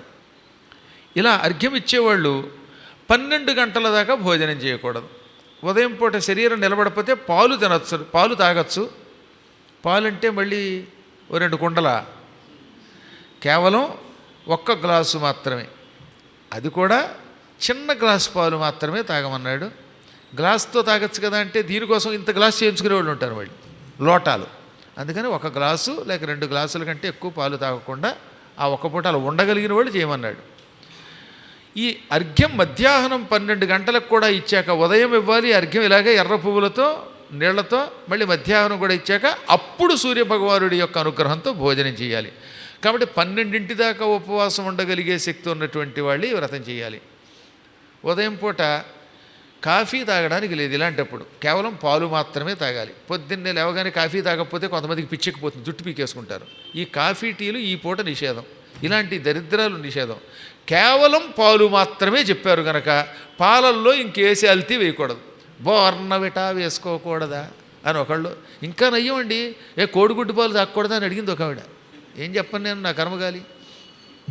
అందువల్ల అమాయకత్వం తెలియక అడిగారు. వాళ్ళేం కావాలని అడగలా, అన్యాయంగా అడగలేదు. పాపం వెర్రిది, భక్త శబరి లాంటిది, అందుకని నయం అక్కడ తాగింది కోడిగుడ్డుతో, ఇంకేమనలేదు. అందువల్ల ఎట్టి పరిస్థితులలోనూ పాలు తప్ప మరి ఏది 12 లోపు సేవించకూడదు. అది కూడా సేవించగలిగే శక్తి ఉంటే మాత్రం ఉపవాసం ఉండొచ్చట. అందుకే ఇలాంటి వ్రతం చేసేవాళ్ళు, గ్యాస్ ట్రబుల్స్ ఉన్నవాళ్ళు, షుగర్ పేషెంట్లు, వాళ్ళు ఈ మంత్రజపం చేయక్కర్లా. ఎందుకంటే వాళ్ళు 12 దాకా అయితే చచ్చిపోతారు కనుక. మూర్ఖత్వంతో కళ్ళు తిరిగిపోయే వాళ్ళకి ఈ వ్రతం చెప్పలేదు.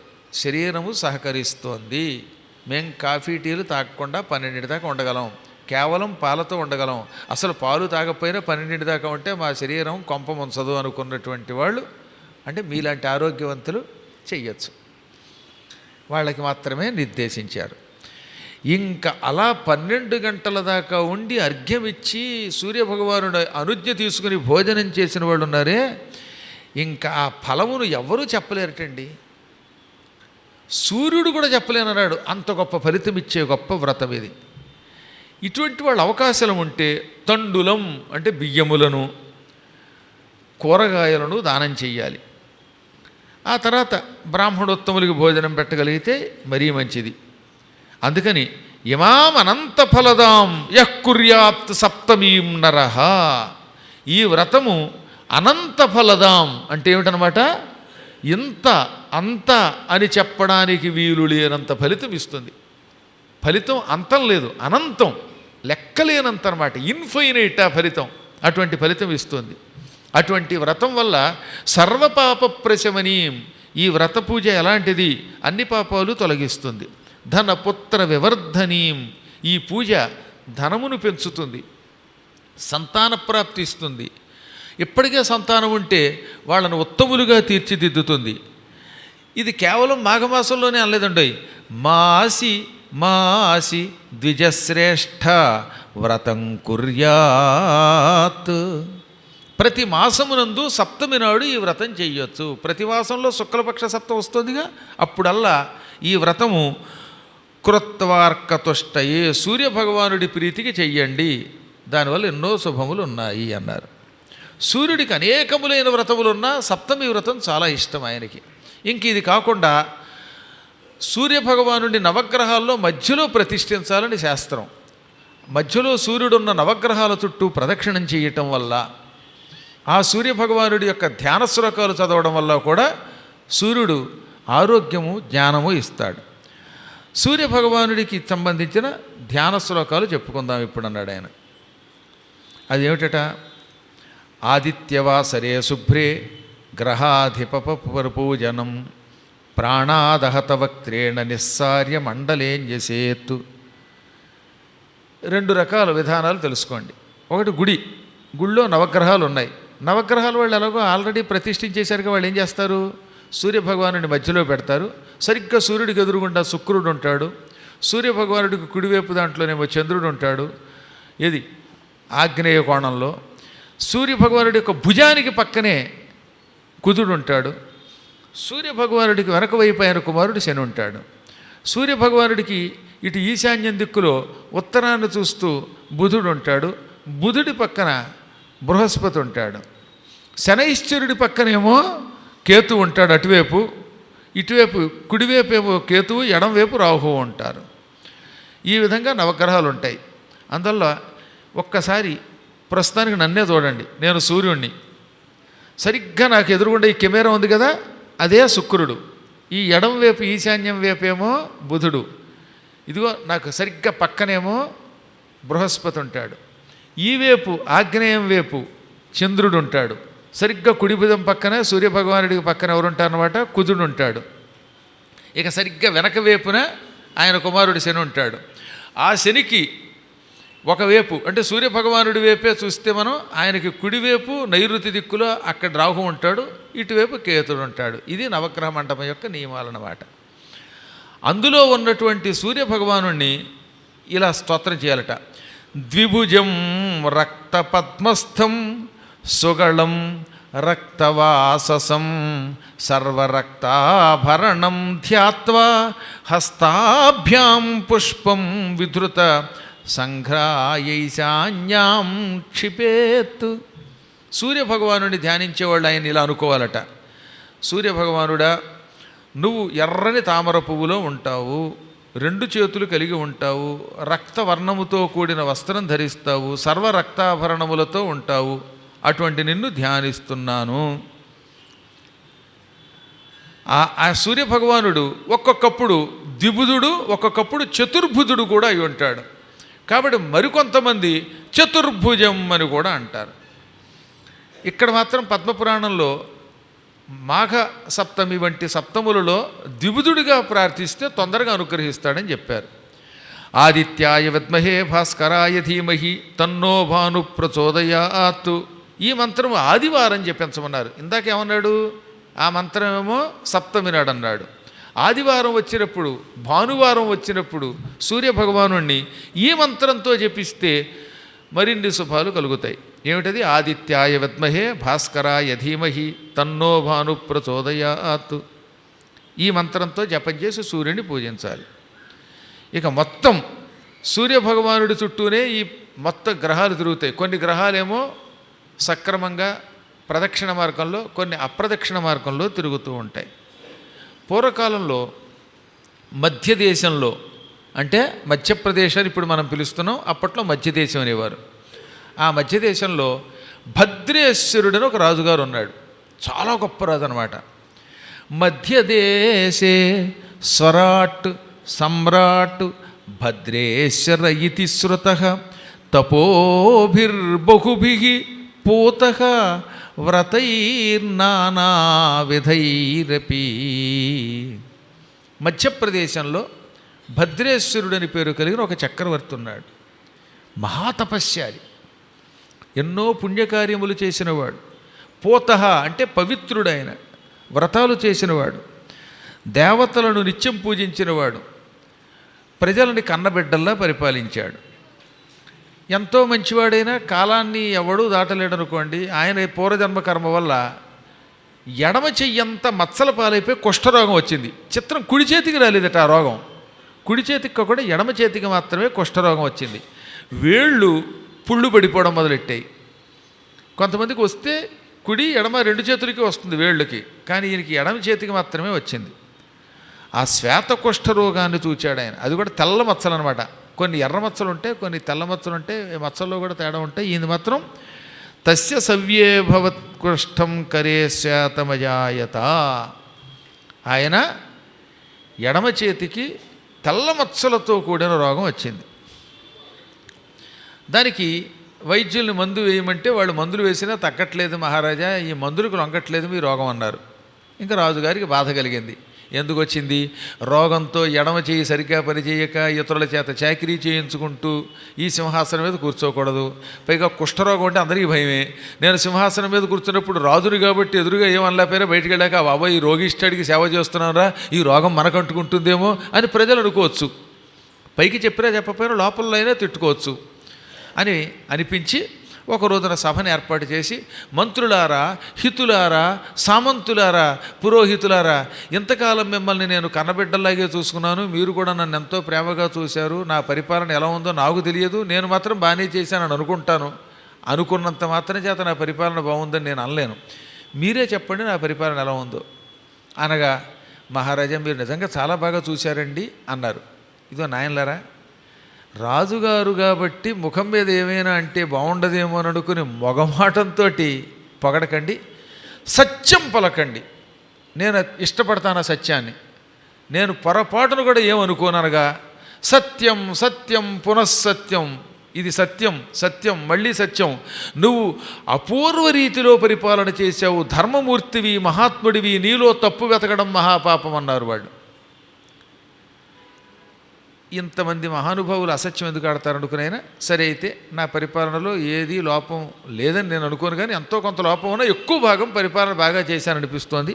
ఇక చాలు, నా కుమారుడికి పట్టాభిషేకం చేసి నేను అడవికి వెళ్ళిపోతాను, నా శరీరానికి కుష్ఠరోగం వచ్చింది అనగానే వాళ్ళన్నారు, మహారాజా మీరు కుమారుడని చెబుతున్నాయని మీరు సొంత కొడుకు కాదు మాకు తెలుస్తుంది, మీరు పెంచుకున్న కొడుకు, మీరు వంశహీనులు, మీరు పెంచుకున్న కొడుకు కూడా మీలాగే మమ్మల్ని పరిపాలిస్తాడు, అందులో సందేహం లేదు, కానీ ఇంకా మాకు మీ పరిపాలనే కావాలి, మరికొంతకాలం మీలాంటి పుణ్యాత్మల పరిపాలన ఉండాలి, మీరు భవిష్యత్తులో వారసుడిగా పెడుతున్నాయన మిమ్మల్ని చూస్తూ మీ పక్కన అర్థసింహాసనంలో కూర్చుని మీ పరిపాలన ద్వారా మంచి చెడు అన్నీ నేర్చుకుని అప్పుడు పరిపాలన చేస్తాడు, ఆయనకి ఇంకా అనుభవం రాలేదు, ఆయన కుర్రాడు కాబట్టి మిమ్మల్ని మేము వదులుకోలేమని ఏడ్చారు వాళ్ళు.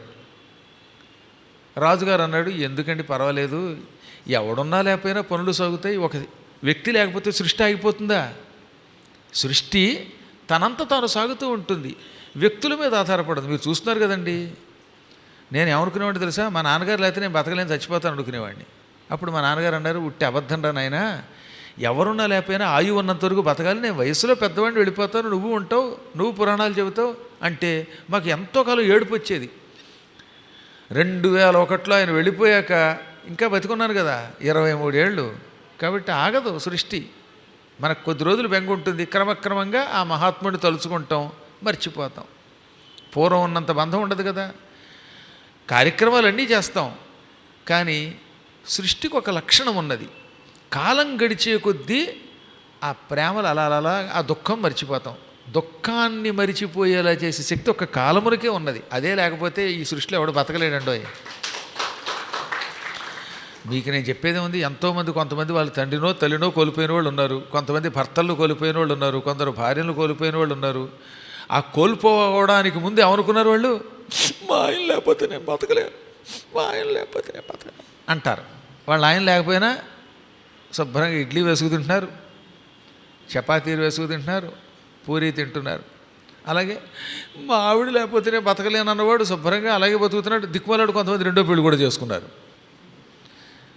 ఉట్టి అబద్ధం, ఎవరి కోసం ఎవరు ఆగం. అందువల్ల తాత్కాలికముగా ఒక వ్యక్తి మనకి దూరం అయితే ఈతడు లేకపోతే ఎలాగా అనిపిస్తుంది, కానీ అతడు లేకపోయినా అలా సాగుతూనే ఉంటుంది. ఎంతమంది వెళ్ళిపోయారండి లోకంలో. భోజ మహారాజు అన్నాడు, మాంధాత వెళ్ళిపోయాడు, రాముడు వెళ్ళిపోయాడు, ధర్మరాజు లాంటి వాళ్ళు వెళ్ళిపోయారు, అయినా భూమి ఇక్కడే ఉంది, ఆ మహాత్ములు మనం తలుచుకొని బతుకుతున్నాం అన్నాడు ఆయన. ఒక గొప్ప విషయం చెప్పాలి ఇక్కడ. పూర్వం భోజ మహారాజు గారి తండ్రి చాలా గొప్పవాడు. ఆయన చచ్చిపోయాడు చిన్నప్పుడే, భోజుడు చిన్నప్పుడే తండ్రి పోయాడు. పోతూ పోతూ తన తమ్ముడిని పిలిచాడు. భోజుడి యొక్క చిన్న తండ్రి పేరు ముంజుడు, ముంజ మహారాజు. ఆ ముంజ మహారాజుని పిలిచి, నాయన తమ్ముడా, చిన్న వయస్సులో నా కొడుకు 8 ఏళ్ల వయస్సులో నీకు అప్పచెబుతున్నాను, నేను ఆయువు తీరి చచ్చిపోతున్నాను, నువ్వు మహాత్ముడివి, నా కొడుకును నీ కన్నబిడ్డలా పెంచి పెద్ద చేసి వాడికి అన్ని విద్యలు వచ్చిన తర్వాత పట్టాభిషిక్తుడిని చెయ్యి అన్నాడు. అన్నయ్య, అందులో సందేహం లేదు, రాముడికి లక్ష్మణుడు ఎటువంటి వాడు అటువంటి వాడిని నేను నీకు ఇదే మాటిస్తున్నాను. నీ కొడుకు ఈ రోజు నుంచి నా కొడుకు, వాడిని పెంచుతాను, పెద్దయ్యాక వాడిని ధారానగరానికి ఈ మాళవ దేశానికి పట్టాభిషిక్తుడు చేస్తాను. ఓంకార క్షేత్రం ఆ ప్రాంతం అంతా మాళవ దేశం అని పిలువబడేది ఆ రోజుల్లో. మధ్యప్రదేశ్లో ఆ ప్రాంతం అంతా మాళవ దేశం. మాళవ పట్టాభిషిక్తుడిని చేస్తాను, నర్మదా తీరం అంతా వాడికి ఇస్తాను అనగానే సంతోషంగా ఆయన వెళ్ళిపోయాడు. ఆ తర్వాత అన్నగారికి దహన కార్యక్రమాలన్నీ చేసేసి కుమారుణ్ణి చాలా ప్రేమగా పెంచాడు. తన కన్నబిడ్డని ఎంత ప్రేమగా చూసుకున్నాడో అంతకంటే రెట్టింపు ప్రేమతో బోధుడిని చూశాడు. ఆయన బాగా చదివించాడు. బుద్ధిసాగరుడు అని ఒక ఆయన ఉన్నాడు. ఈ ముంజుడికి వాళ్ళ అన్నగారికి అందరికీ మంత్రి. ఆ మంత్రి బుద్ధిసాగరుని పిలిచి, ఈ పుత్రుడు ఉత్తమోత్తముడు అవ్వాలి, పండితుడు అవ్వాలి, మా అన్నగారికి ఇచ్చిన మాట నేను నిలబెట్టుకోవాలి, వీడిని సింహాసనం మీద పెట్టాలి, వీడిని బాగా తీర్చిదిద్దంటే బాగా తీర్చిదిద్దాడు ఆయన. మంత్రి గారు బుద్ధిసాగరుడు బోధుడిని మహాత్ముడే చేశాడు. 18 ఏళ్ళు వచ్చేసరికి బోధుడు 8 భాషల్లో పండితుడైపోయాడు. ఇంకా కత్తి యుద్ధంలో, విలువిద్యలో, ఏనుగులు ఎక్కడంలో, గుర్రం ఎక్కడంలో, రథం నడపడంలో, కొండలు ఎక్కడంలో, ఒకటేంటి అన్ని విద్యల్లో ఆరితేరాడు. ఆ తర్వాత బుద్ధిసాగరుడు ఒక రోజున ముంజుడి దగ్గరకు వచ్చాడు. నాయన, నీలాంటి ఉత్తముడిని అప్పుడు నేను చూడలేదు, మీ అన్నగారి బిడ్డని చాలా బాగా చూసావు, నిజం చెప్పాలంటే నీ కొడుకు కంటే వాడి మీదే శ్రద్ధ పెట్టి వాడిని చదివించావు. ఆ కుర్రాడు కూడా నా శిక్షణలో గొప్పవాడయ్యాడు, ఇంకా వాడి నేర్చుకోవాల్సింది ఏం లేదు, ఎలాగో 18 ఏళ్ళు నిండిపోతున్నాయి, సింహాసనం వాడికి అప్పగించి పట్టాభిషిక్తుడిని చెయ్యి అనగానే అలాగే అన్నాడు. ఆ రాత్రి వీడికి బెంగపట్టుకుంది. ఇంతకాలం చాలా గొప్పవాడే, ఇప్పుడు ఈ పదవి వదిలేయాలి. మనం చూస్తున్నాగా, వరసగా 2 సార్లు ఎగ్గాడు అనుకోండి, 3ఓసారి నెగ్గలేదనుకోండి, ఎంత పెద్ద ముక్కున్నవాడికైనా వెంగే ఇంట్లో కూర్చుంటాడు. తర్వాత వేరే గవర్నమెంట్ వచ్చిందంటే అసలు అసెంబ్లీకి రాడు, ప్రతిపక్ష నేతగా ఉండడానికి ఇష్టపడినట్టు ఎవరైనా మీరు చూడండి ఎక్కడ, అదో బెంగ. ఏం చేస్తాం కర్మ. ఓసారి పదవి రుచి చూసిన తర్వాత పదవిలోంచి పంపండి అంత బాధ. అయ్య బాబోయ్, ఇంతకాలం మా అన్నగారు పోయి 10 సంవత్సరములు దాటింది, 10 ఏళ్లుగా నేనే పరిపాలన చేశాను, ఇప్పుడేమో హఠాత్తుగా అన్నగారు అబ్బాయికి సింహాసనం ఇవ్వాలంటే మనసు అంగీకరించట్లేదు అనిపించింది. ఆ రాత్రి నిద్రపట్టలేదు. పదవి పోతే ఏమైపోతాం, పదవిలో ఉన్నంత వరకు అందరూ గౌరవిస్తారు, రేపు సింహాసనం విడిచిపెట్టాక ఆ రాజుగారికి బాబయ్యేగా అంటారు, నన్ను ఎవరు పట్టించుకుంటారు, ఈ పదవి లేకపోతే ఎలా బతకగలను అనుకున్నాడు. క్రమంగా ఈ బెంగ అతన్ని మూర్ఖుడిగా మార్చేసింది, క్రూరుడిగా మార్చేసింది. మర్నాడు ఉదయం మంత్రి గారు బుద్ధిసాగరుని పిలిచాడు. మంత్రి, నువ్వు నాకు ఆత్మీయుడివి, ఆప్తుడివి, నా ప్రాణానివి, అందుకే నీకు ఒక విషయం చెబుతున్నాను. రాజ్యపాలన శాశ్వతంగా నాకే దక్కాలంటే ఈ బోధుడు ఉండకూడదు, వీడు నాకు అడ్డం.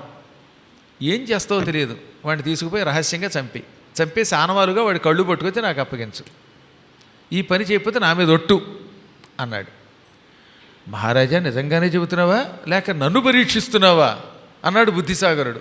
ఒట్టు పరీక్షించట్లేదు, నిన్నటిదాకా వాడంటే నాకు చాలా ఇష్టమే, కానీ పదవి లేకపోతే నేను ఉండలేను, కాబట్టి ఏం చేస్తావో నాకు తెలియదు, వాడిని చంపాలి, వాడి కళ్ళు నాకు పట్టుకొచ్చి ఇవ్వాలన్నాడు. అలాగేనని బుద్ధిసాగరుడు వెళ్ళిపోయాడు. ఆహా, పదవీ వ్యామోహం ఎంత గొప్పది. నిన్నటిదాకా నా కుమారుడి కంటే వీడో గొప్పవాడిని పెంచి పెద్ద చేసిన ముంజుడు పదవి వాడు గుంజుకుంటాడేమో అని అనుకునేసరికి పరమ దుర్మార్గుడు అయిపోయాడు కదా అనుకుని ఈ బోధుడిని తీసుకుని ఉజ్జయినిలో భట్టి గుహలను ఉంటాయి, చాలా గొప్ప గుహలు, మీలో నాతో వచ్చిన వాళ్ళు చూసే ఉంటారు కదా, ఆ భట్టి గుహల దగ్గరికి తీసుకెళ్ళాడు. గుహ లోపలికి తీసుకెళ్ళాడు, కిందకి, ఇది అండర్ గ్రౌండ్కి. కుమారా, తండ్రిలాగా నిన్ను పెంచి పెద్ద చేశాను, అనేక విద్యలు నేర్పాను, అందుకే ఇప్పుడు నీ దగ్గర నిజం చెబుతున్నాను. మీ బాబయ్య నిన్ను చంపేయమన్నాడు, చంపి కళ్ళు తెమ్మన్నాడు, నేను నిన్ను చంపుతున్నాను, ఇష్టపడి చస్తావా లేక బాధపడి నన్ను చెప్పిస్తావా అన్నాడు. ఆయన నవ్వాడు. మీరు తండ్రిలాగా మీరు నన్ను అలాగే పెంచారు గురువుగారు కనుక, మా బాబయ్య అలా పెంచాడు, కన్న తండ్రి కంటే ఎక్కువ పెంచిన నా బాబయ్యకి అడిగితే నేనే రాజ్యం ఇచ్చేవాడిని, కానీ మా బాబాయ్ నన్ను చావు చూడాలనుకున్నాడు, ఆయన కోసం నిశ్చింతగా ప్రాణం ఇచ్చేస్తాను, మీరు నన్ను చంపినా సరే, లేదా నేనే ఆత్మహత్య చేసుకుంటాను, మీ ఇష్టం అన్నాడు. నిజంగా అంటున్నావా అన్నాడు మళ్ళీ బుద్ధిసాగరుడు కావాలని. అవునండి. అలాగే అయితే నేనే చంపుతాను, నువ్వు ఆత్మహత్య చేసుకుంటే పాపం అనగా, అలాగేనండి, కాకపోతే చచ్చిపోయే ముందు ఒక తాటాకు పట్టరండి అన్నాడు. తాటాకు ఒక గంటం పట్టుకొచ్చాడు ఆయన. ఆ గంటంతో తాటాకు మీద ఒక మంచి శ్లోకం రాశాడు ఆయన. ఈ శ్లోకం మీరు డైరెక్ట్గా మా బాబాయ్కి ఇవ్వాలి, మీరు మాత్రం చూడకూడదన్నాడు. అనగానే అలాగే అన్నాడు ఎవరు, బుద్ధిసాగరుడు. ఆ తర్వాత బుద్ధిసాగరుడు ఈ తాటాకు పట్టుకుపోయాడు. పట్టుకుపోయి ముంజుడు తన మంచం మీద పడుకుని ఇంకా అప్పుడే లేస్తున్నట్ట. లేస్తూ ఉంటే అక్కడికి వెళ్ళి, మహారాజా నీ మాట ప్రకారంగా బోధుడిని చంపేశాను, మీ అన్నగారు కుమారుణ్ణి. నువ్వు ఆజ్ఞాపిస్తే కాదంటానా? నా చేతులతో కన్నబిడ్డ కంటే ఎక్కువ పెంచి పెద్ద చేసి విద్యాబుద్ధులు నేర్పించిన నేనే రాజాజ్ఞ కాదనలేక కర్కశంగా తల నరికి చంపాను, ఇవిగా కనుగుడ్లు అని ఒక పొట్లం పక్కన పెట్టాడు. ఆయన ఆ పొట్లం ఇప్పకుండానే కొంచెం వణికిపోయి, బుద్ధిసాగర నిజంగా చంపేవానట, లోపల భీతి ఉంటుంది కదా చంపించానని. అవును, చచ్చిపోయే ముందు నా కుమారుడు ఏమైనా అన్నాడు అన్నట్టు ఇప్పుడు అంటున్నాడు నా కొడుకుని. నా కుమారుడు ఏమన్నా అన్నాడా అంటే ఏమనలేదు, కానీ ఒక తాటాకు తెమ్మన్నాడు, గంటం తెమ్మన్నాడు, తెమ్మని ఈ తాటాకు మీద ఏదో రాశాడు, ఆ రాసింది నిన్నే చదవమన్నాడు అని తాటాకు ఇచ్చాడు. తాళపత్రం చూశాడు ఆయన. ఆ తాటాకు మీద పూర్వం కాగితాల బదులు తాళపత్రాలు వాడేవారుగా, ఆ తాళపత్రాన్ని చూసుకున్నాడు. దాని మీద బోధుడు ఒక అద్భుత శ్లోకం రాశాడు. ఏమని రాశాడు? మాంధాతా చ మహీపతి కృతయుగాలంకారభూతో గతః సేతుర్యేన మహోదధౌ విరచితః క్వాసౌ దశాస్యాంతకః అన్యే చాపి యుధిష్ఠిర ప్రభృతయః యాతా దివం భూపతే నైకేనాపి సమంగతా వసుమతి నోనం త్వయా యాస్యతి నోనం త్వయా యాస్యతి. ఓ మహారాజా, బాబయ్య అనలేదు ఈసారి, మహారాజా, కృతయుగంలో కల్లా గొప్పవాడు, కృతయుగానికి అలంకారంతో సమానమైన మాంధాత అనే ఒక మహారాజు ఎంతో కాలం భూమిని పరిపాలించాడు. అంటే కృతయుగంలో అంత గొప్పవాడు ఆయన. అలంకారభూతుడు అంటే ఆ యుగానికే ఒక అలంకారం వంటివాడు, అనగా అంత గొప్పవాడు. అటువంటి మాంధాత లాంటి మహారాజు దాత గతః చచ్చిపోయాడు. ఇంకా సేతుర్యేన మహోదధౌ విరచితః క్వాసౌ దశాస్యాంతకః రావణుణ్ణి చంపినవాడు, సముద్రం మీద సేతువు కట్టినవాడు, రాముడంటేనే విగ్రహవాన్ ధర్మ అనిపించుకున్నవాడు. అటువంటి రాముడు కూడా అవతారం చాలించి వైకుంఠానికి వెళ్ళిపోయాడు. ఏడిప్పుడు ఆ రాముడు, ఆయన వెళ్ళిపోయాడు. ఇంకా అన్యే చాపి యుధిష్ఠిర ప్రభృతయః ద్వాపరయుగంలో అయితే ఒకళ్ళిద్దరనడానికి లేదు, ధర్మరాజు, శంతనుడు, ఇటువంటి మహారాజులు ఎంతోమంది యాతా దివం, వీళ్ళంతా స్వర్గానికి వెళ్ళిపోయారు. ఎంతోమంది మహారాజులు ద్వాపర యుగంలో స్వర్గానికి పోయారు. భూపతే, ఓ మహారాజా, వీళ్ళెవ్వరూ చచ్చిపోయి వెళ్ళిపోయేటప్పుడు తమతో ఈ భూమిని పట్టుకెళ్ళలేదు, ఈ భూమిని ఇక్కడే వదిలేసిపోయారు. ఇప్పుడు మాత్రం నువ్వు నన్ను చంపి సింహాసనం మీద కూర్చున్నాక నువ్వు చచ్చేటప్పుడు నీతో వసుమతి నోనంత్వయా యాస్యతి, ఈ భూమి నీతో పూర్తిగా వచ్చేస్తుంది స్వర్గానికి. అంటే నువ్వు చచ్చాక నీతో పాటు ఈ భూమిని పట్టుకుపోతావు, ఈ సింహాసనం పట్టుకుపోతావు, ఈ సామ్రాజ్యం పట్టుకుపోతావు అన్నాడు. ఇంకెంతకంటే చెప్పాలా? మీలాంటి పండితులకి ఇంకా అర్థం చెప్పాలా? మాంధాత వెళ్ళిపోయాడు, భూమిని ఎక్కడే వదిలేశాడు, పట్టుకెళ్ళాడా? రాముడు అవతారం చాలించాడు, భూమి ఎక్కడే ఉంది, ఆయనేం భూమిని పట్టుకెళ్ళలేదు. ధర్మరాజాదులు ఈ భూమిని పరిపాలించారు, భూమి ఎక్కడే ఉంది, వాళ్ళు పోయారు. అలాగే ఎంతోమంది పోతున్నారు, పోయేవాళ్ళు ఎవరు భూమిని పట్టుకెళ్ళట్లేదు. అలా పట్టుకెళ్ళే ఓపికంటే నేను కూడా ఉప్పల్లో మా ఇల్లు పట్టుకుపోయేవాడిని, సింహాసనం పట్టుకుపోయేవాడిని. దీన్ని మీలో ఎవరైనా బస్తీ వేసేవాళ్ళు మీ ఇల్లు పట్టుకెడతారా? లేక మీరు కూర్చున్న కుర్చీ పట్టుకెడతారా? ఆయన ఈ మైకు పట్టుకెడతాడా పైకి? ఎవడు ఏం పట్టుకెళ్ళడు. అసలు మైక్ అంటారు ఏమిటండి? మన బాడీ దీనంత కేడి లేదు. ఇంతకాలం జీడిలా ఇది పట్టుకుంది మనల్ని. ఇదే మనతో రాదు, చచ్చేటప్పుడు మన శరీరమే మనతో రాదు. అందువల్ల మనతో వచ్చేది ఏదీ లేదు. మహారాజా వాళ్ళంతా భూమిని వదిలేరు, నువ్వు మాత్రం చచ్చాక ఈ భూమిని పట్టుకుపోతావు, నీతో భూమి కూడా వస్తుంది, అందుకేగా నన్ను చంపించి రాజ్యపాలన చేయాలనుకున్నావు అన్నాడనమాట చెప్పకుండానే. ఈ శ్లోకం చదవగానే ముంజుడి శరీరం కంపించిపోయింది, కదిలిపోయాడు, వణికిపోయాడు. ఎంత పెద్ద పొరపాటు చేశానని ఏడ్చాడు. బుద్ధిసాగరా నాకు బుద్ధి లేదని ఏడ్చాడు. నిజంగా నా కుమారుడు ఎంతో గొప్ప శ్లోకం రాశాడు, నాకు కనువిప్పు కలగజేశాడు. ఎంతకాలం పరిపాలించినా ఈ భూమి మీద కొంతకాలమే ఉంటాం, శాశ్వతంగా ఎవడన్నా ఉండగలడా? ఈ స్వర్గానికి వెళ్ళేటటువంటి వాడు, నరకానికి వెళ్ళేవాడు తనతో పాటు తన సొమ్మును పట్టుకెళ్ళలేడు, శరీరం పట్టుకెళ్ళలేడు, కర్మని అనుసరించి వాడు ఒక్కడే పెడతాడు. ఇల్లు పట్టుకెళ్ళగలడా? ఎవడు పట్టుకెళ్ళాడుగా.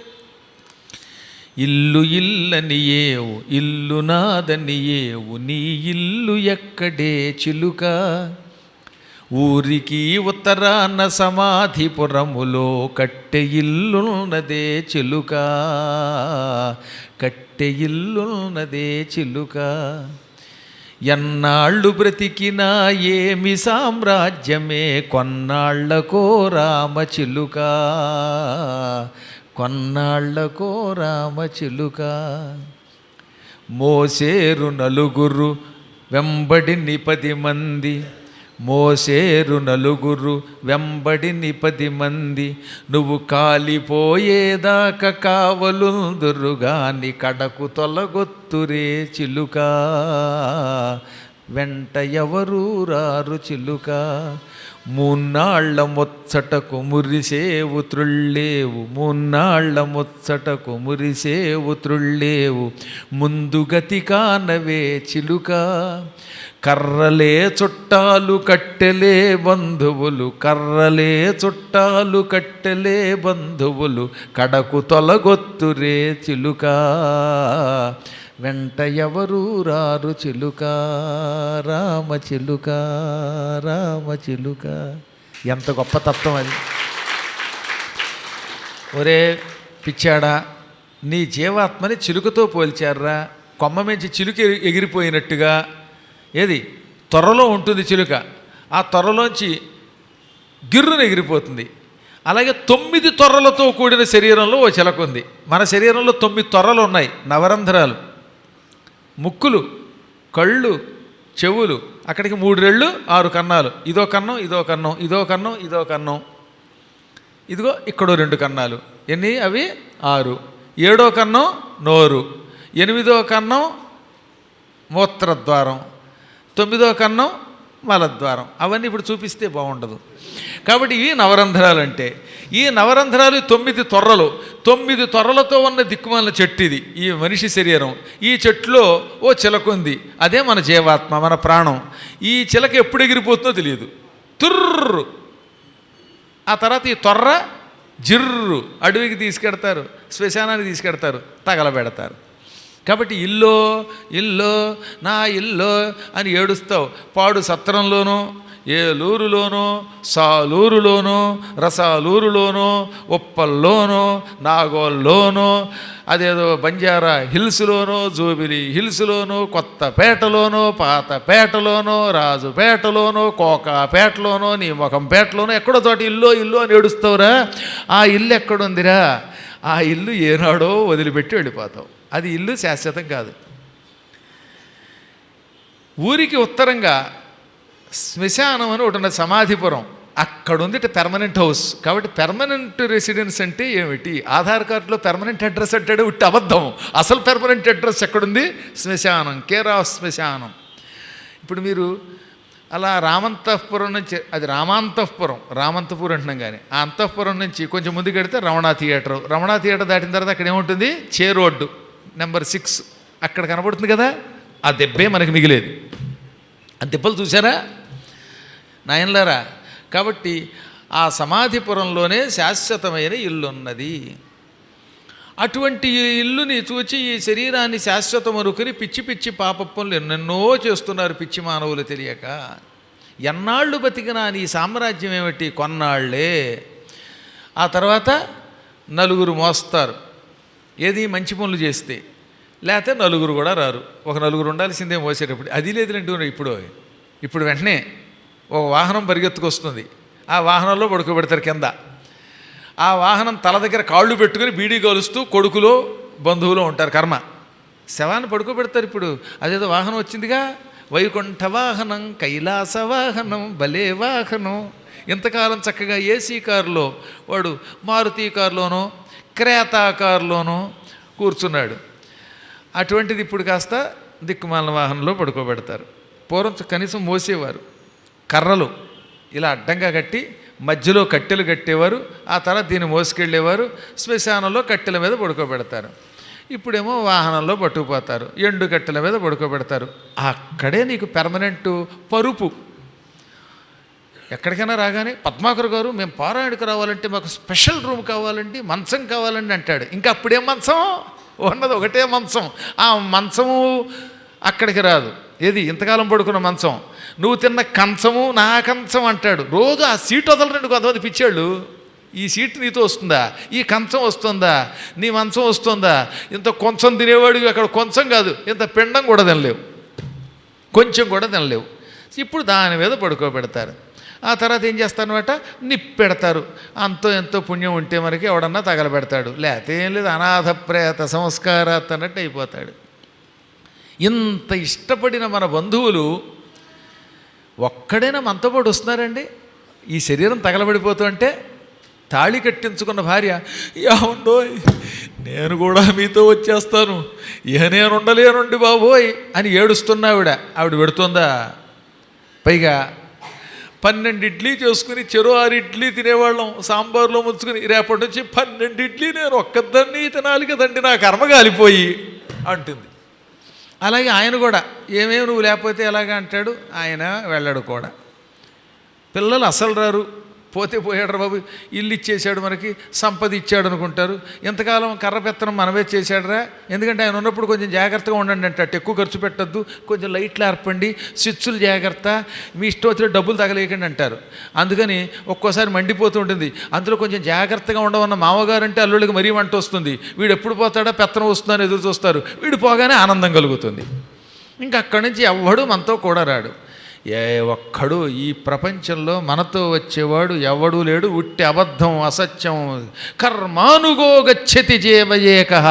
కర్మను అనుసరించి వాడు అక్కడే పెడతాడు. వాడు చేసిన పుణ్యం పాపం వెంటొస్తాయి.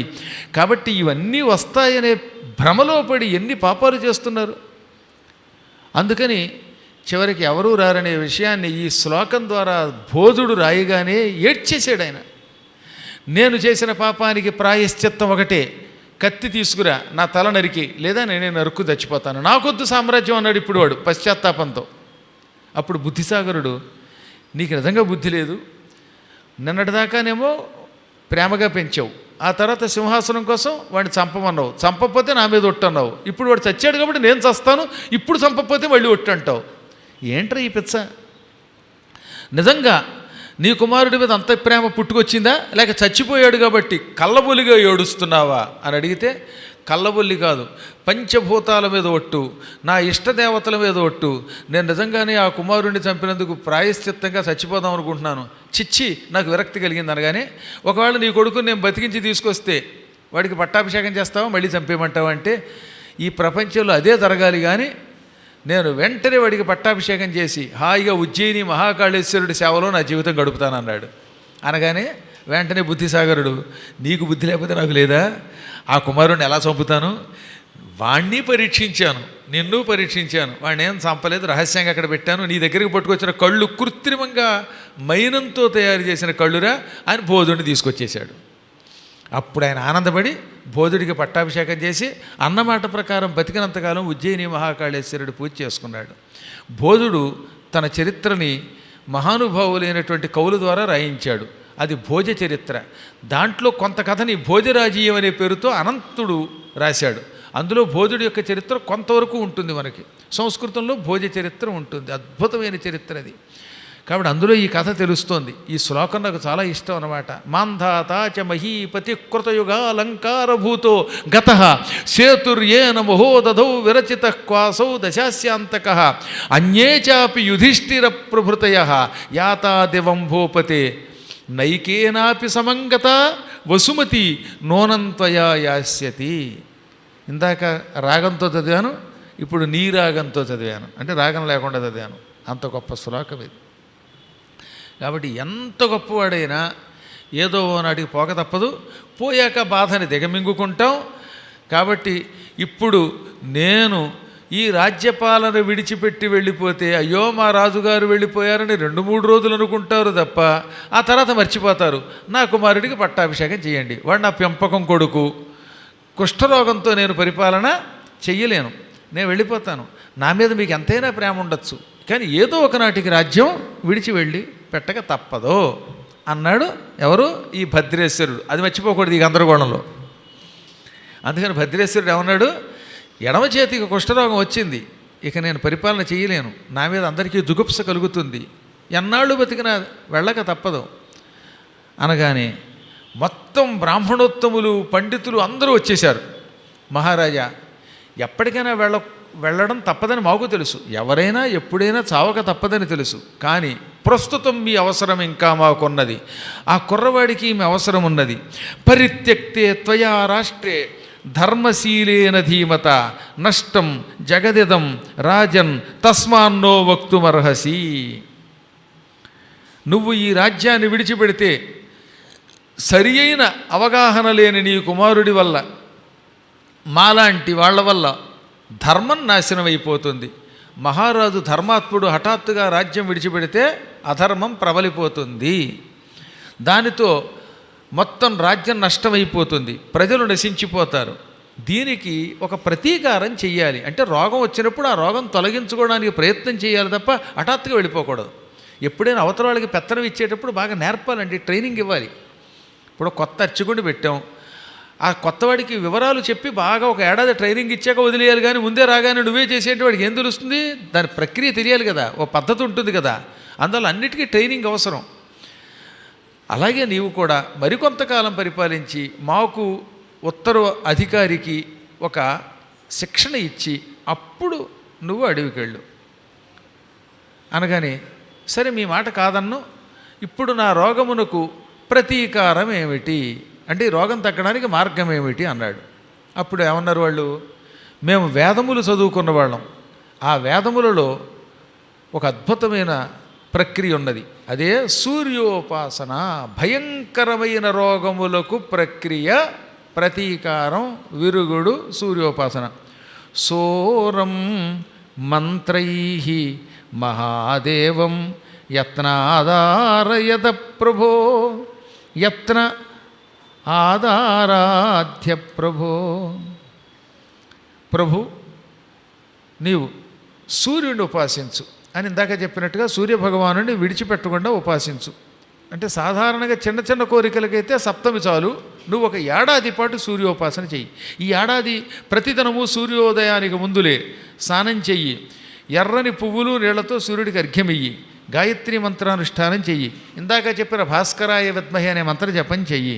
ఇలా ఏడాది చేస్తే పాయసానాన్ని సప్తమి నాడల్లా నివేదన చేస్తే సూర్యుడి అనుగ్రహం కలుగుతుందనగా ఆయన అలాగే చేశాడు. సరిగ్గా ఏడాది పూర్తయిందండి. ఈ ఏడాది నియమంగా చేశాడు ఆయన ఉపాసన, మంత్రానుష్ఠానం చేశాడు. సప్తమి వచ్చినప్పుడల్లా పాయసాన్నమును నివేదన చేశాడు. దాంతో సరిగ్గా ఏడాది పూర్తవగానే సూర్యభగవానుడు ఎదురుగుండా ప్రత్యక్షమయ్యాడు. ఈ క్షణమే నీ రోగం తొలగిస్తున్నాను, నవీన యౌవనా శుద్ధ యావదాభూత సంప్లవం. నీకు ఏది ఉపాసన చేసినందుకు నీకు ఈ సలహా ఇచ్చినందుకు నీ పురోహితులు మొదలైన వాళ్ళని, నీవు పెంచుకుంటున్న నీ వారసుడిని, మీ అందరినీ కొత్త యౌవనంలోకి పంపుతాను. అంటే అందరూ కుర్రాళ్ళు అయిపోదురుగాక అన్నాడు ఆయన. అందరూ నవయౌవనంలోకి వచ్చారు. ఇప్పుడు పెద్ద సమస్య ఏంటంటే రాజుగారు ఉపాసన చేశాడండి, రాజుగారికి ఓ 25 ఏళ్ల పొడుచుదనం ఇచ్చాడు అనుకోండి, అప్పుడు రాజుగారి పెళ్ళం ఏమైపోతుంది? ఆ మధ్యన మా తాతగారు మాట అన్నారులేండి, మా ముసలిదానికి ఎవరో పడుచుదనం వచ్చేదేముందా అని. అంచేత ఆయనకి పడుచుదనం కాదు, ఆవిడకి కూడా పడుచుదనం వస్తే బాగుంటుంది. కానీ ఆవిడేమో 90 ఏళ్ళ ఆవిడలో ఉండి ఈయనేమో 25 ఏళ్ళ కుర్రాడు అయిపోతే కొంపలు కొల్లేరైపోవు. ఇద్దరు కలిసి ఎక్కడికైనా పెడుతుంటే అందరూ ఏమని అడుగుతారు, మీ మనవడా అంటారు. అక్కడ సమస్య అక్కడ, అది సమస్య అక్కడ. అందువల్ల ఈ ఇబ్బంది లేకుండా ఉండాలంటే ఏం చేయాలన్నమాట, ఆయనకి పడుచుదనం ఇవ్వాలి, ఆవిడికి ఇవ్వాలి. ఒక్కళ్ళకి మాత్రం ఒకటి ఇస్తే ఇద్దరికి ఇవ్వాలి. అందుకని రాజుగారికి, రాజుగారి భార్యకి, రాజుగారు పెంచుకుంటున్న కుమారునికి, ఆ రాజుగారి యొక్క పురోహితులకి, మంత్రులకి, రాజుగారి గురువు గారికి అందరికీ నవయౌవనం వచ్చేసింది. అది వస్తే ఎంత బాగుండా అనిపిస్తోంది నాకు కూడా. మనం కూడా సూర్యోపాసన చేసేసి ఇక్కడ అందరం కుర్రవాళ్ళం అయిపోతే అన్నీ బాగుంటాయి. కానీ పాస్పోర్ట్ తోటే సమస్య. పాస్పోర్ట్లోనేమో ముసలి ఫోటోలు ఉంటాయి, అందులో వాళ్ళు కొత్త ఫోటో పెట్టాలి, వాడేమో నువ్వేనా అంటాడు. ఇదో పెద్ద సమస్య. దానికి ఏదో సొల్యూషన్ చూద్దాంలేండి. సూర్యభగవానుడు ఇన్ని ఇచ్చినవాడు అది ఇవ్వకపోతాడేంటి. కానీ సూర్యభగవానుడు ఎలాగో అంత నవయౌవనం ఇచ్చి అందరినీ 25 ఏళ్ళ కుర్రాడుగా మార్చాక ఆకాశంలో ఎగిరే శక్తి ఎందుకు ఇవ్వడం, ఇస్తాడు. అప్పుడు ఆకాశంలో ఏ విమానం అక్కర్లేకుండా, పాస్పోర్ట్ అక్కర్లేకుండా, వీసా అక్కర్లేకుండా, స్టాంపింగ్ అక్కర్లేకుండా వెళ్ళి వచ్చేయచ్చు. గోవింద. రాజుగారి పురమంతా నవయౌవనవంతులయ్యారు. రాజుగారి రోగంతో పాటు ఆ రాజుగారి పౌరులందరికీ ఉన్న రోగాలు కూడా పోయి, రాజుగారి కంటే కుష్ఠరోగం, చేతికున్న కుష్ఠపోయి అందంగా అయిపోయాడు. కానీ ఆ నగరంలో ఇంకా చాలామంది ఉన్నారు, వాళ్ళు కార్యక్రమప్పుడల్లా దగ్గుతూ ఉంటారు. ఇలా దగ్గేటటువంటి వాళ్ళు ఆ దగ్గు విడిచిపెట్టి దగ్గుబాటు వారంతా ఆరోగ్యవంతులైపోయారు. ఇంకా రకరకాల రోగాలు ఉంటాయి, కొంతమందికి మెల్లకన్నో ఇంకోటో అవి. ఇలాంటి కళ్ళు ఉన్నటువంటి వాళ్ళకి సరైనటువంటి ఆరోగ్యం వచ్చింది. జుట్టు ఊడిపోయిన వాళ్ళకి అది ఇంకా అదృష్టం ఉండే, జుట్టు వచ్చింది. అసలు ఈ జుట్టు ఊడిపోయిన వాళ్ళ బాధ నాకు బాగా తెలుస్తుంది. ముఖ్యంగా ఇక్కడికంటే అమెరికాలో చాలామంది వెళ్ళగానే, గురువుగారండి అదేదో జుట్టు పెరగడానికి మంత్రం అదిట, అది ఇవ్వండి అన్న వాళ్ళే ఉన్నారు చాలామంది. ఓహో, మా అయ్యగారు జుట్టుకి ఎంత విలువ ఉందన్నమాట అని అప్పుడు తెలిసిందనమాట. అది ఊడిపోతే బాధ కలుగుతుందిట. ఏమిటో మరి తెలియదు, కారణం ఏంటో తెలియదు. కానీ నాకు గుండు చేయించుకున్న వాళ్ళకి అనిపించదు, కానీ జుట్టు వస్తుంది అనిపిస్తుంది. కానీ పూర్తిగా తనంత తాను ఊడిపోయింది ఉంటుంది చూసారా. చక్కగా నున్నగా తోమి బోర్లించిన రాగి చెంబులు అయిపోతుంది ఉంటుంది మరి కర్మ. ఎంత నున్నగా ఉంటుంది. అందులో మన బొమ్మ మనం చూసుకోవచ్చుట. బాబాయ్ నేను అనలేదండి, అక్కడ వాళ్ళు అడిగారు నన్ను, ఇలా అయిపోతే మాకు చాలా బాధ అండి, అందులో జుట్టు రావడానికి మంత్రం చెప్పండి అన్నారు ఆయన. సరే, అదొక బాధ. అలా జుట్టు ఊడిపోయిన వాళ్ళకి జుట్టు సమస్తం ఇవన్నీ కూడా ఆ రాజుగారి యొక్క పురంలో ఉన్న వాళ్ళందరికీ వాళ్ళ వాళ్ళ రోగాలు తొలగి ఆరోగ్యవంతులయ్యారు. సమస్త శుభలక్షణములు కలిగాయి. అప్పుడు ఆ రాజు 5 కల్పముల పాటు పంచకల్పాంతరే రాజా, రాజుగారికి వరం ఇచ్చాడంటే సూర్యుడు, నువ్వు ఆరోగ్యంగా 1000 సంవత్సరములు పరిపాలన చేస్తావు. నా అనుగ్రహంతో 5 కల్పములలో మహాద్భుతమైన రాజవంశంలో పుడతావు. భవిష్యత్తులో ప్రతి కల్పంలో నువ్వు మళ్ళీ రాజుగా పుడతావు, ఉపాసిస్తావు. ఈ పుణ్యంతో శాశ్వతంగా కైవల్యం పొందుతావు అన్నాడు ఆయన. ఈ విధంగా రాజుగారు సూర్యోపాసన చేసి తరించాడు అని ఈ కథని ఒకప్పుడు వ్యాసుడు వైశంపాయనుడికి చెప్పాడు. పులస్త్య ప్రజాపతి భీష్ముడికి చెబుతున్నాడు. నైమిషారణ్యంలో సౌనకాది మహర్షులకు సూతుడు చెబుతున్నాడు. మీకు నేను చెబుతున్నాను. ఇంకెక్కడి నుంచి నవగ్రహోపాసన అద్భుతమైన ఘట్టం. అయిపోతుంది అనుకుంటున్నాను కానీ ఏ రోజు కాదు రావట్ల, ఇంకెంత ఈ కాస్త మిగిలింది. ఇది నవగ్రహ ఉపాసన. సూర్యుడు, చంద్రుడు, అంగారకుడు, బుధుడు, బృహస్పతి, శుక్రుడు, శని, రాహువు, కేతువు, వీళ్ళకి ఏ రంగు ఇష్టం, ఏ ధాన్యం ఇష్టం, వాళ్ళని ఎలా తలుచుకోవాలి, ఇటువంటి విశేషాలు, నవగ్రహ దోషాలు తొలగించే, శని దోషాలు తొలగించేటటువంటి కథలు వస్తాయి. వాటితో మళ్ళీ రేపటి రోజు యథాప్రకారంగా కలుసుకుంటాం. నారాయణ మహీశా వైకుంఠపుర నివాస, నారాయణ మహీశా వైకుంఠపుర నివాస, నీలాంబుద ప్రకాశ నిజ భక్త హృదయ భాస, నీలాంబుద ప్రకాశ నిజ భక్త హృదయ భాస, నారాయణ మహీశ వైకుంఠపుర నివాస, నీలాంబుద ప్రకాశ నిజ భక్త హృదయ భాస నారాయణ. ఉరమందు సిరివసింప చరణముల ధరలసింప. ఉరమందు సిరివసింప చరణముల ధరలసింప. నిన్ను గొల్లుచు వారి కొరకు విచ్చేసినావు ధరకు. నారాయణ మహీశ వైకుంఠపుర నివాస నీలాంబుద ప్రకాశ నిజ భక్త హృదయ భాస నారాయణ.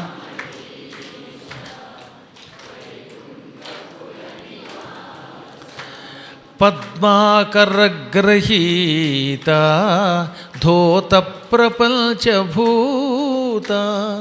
పద్మాకరగ్రహీత ధూత ప్రపంచభూత. నాసితండ్రులోక కష్ట సద్భక్త భక్తి తుష్ట. నారాయణ మహీశ వైకుంఠపుర నివాస నీలాంబుద ప్రకాశ నిజ భక్త హృదయ భాస నారాయణ మహీశ. నీలాంబుద ప్రకాశ నిజ భక్త హృదయ భాస నారాయణ మహీశ వైకుంఠపుర నివాస.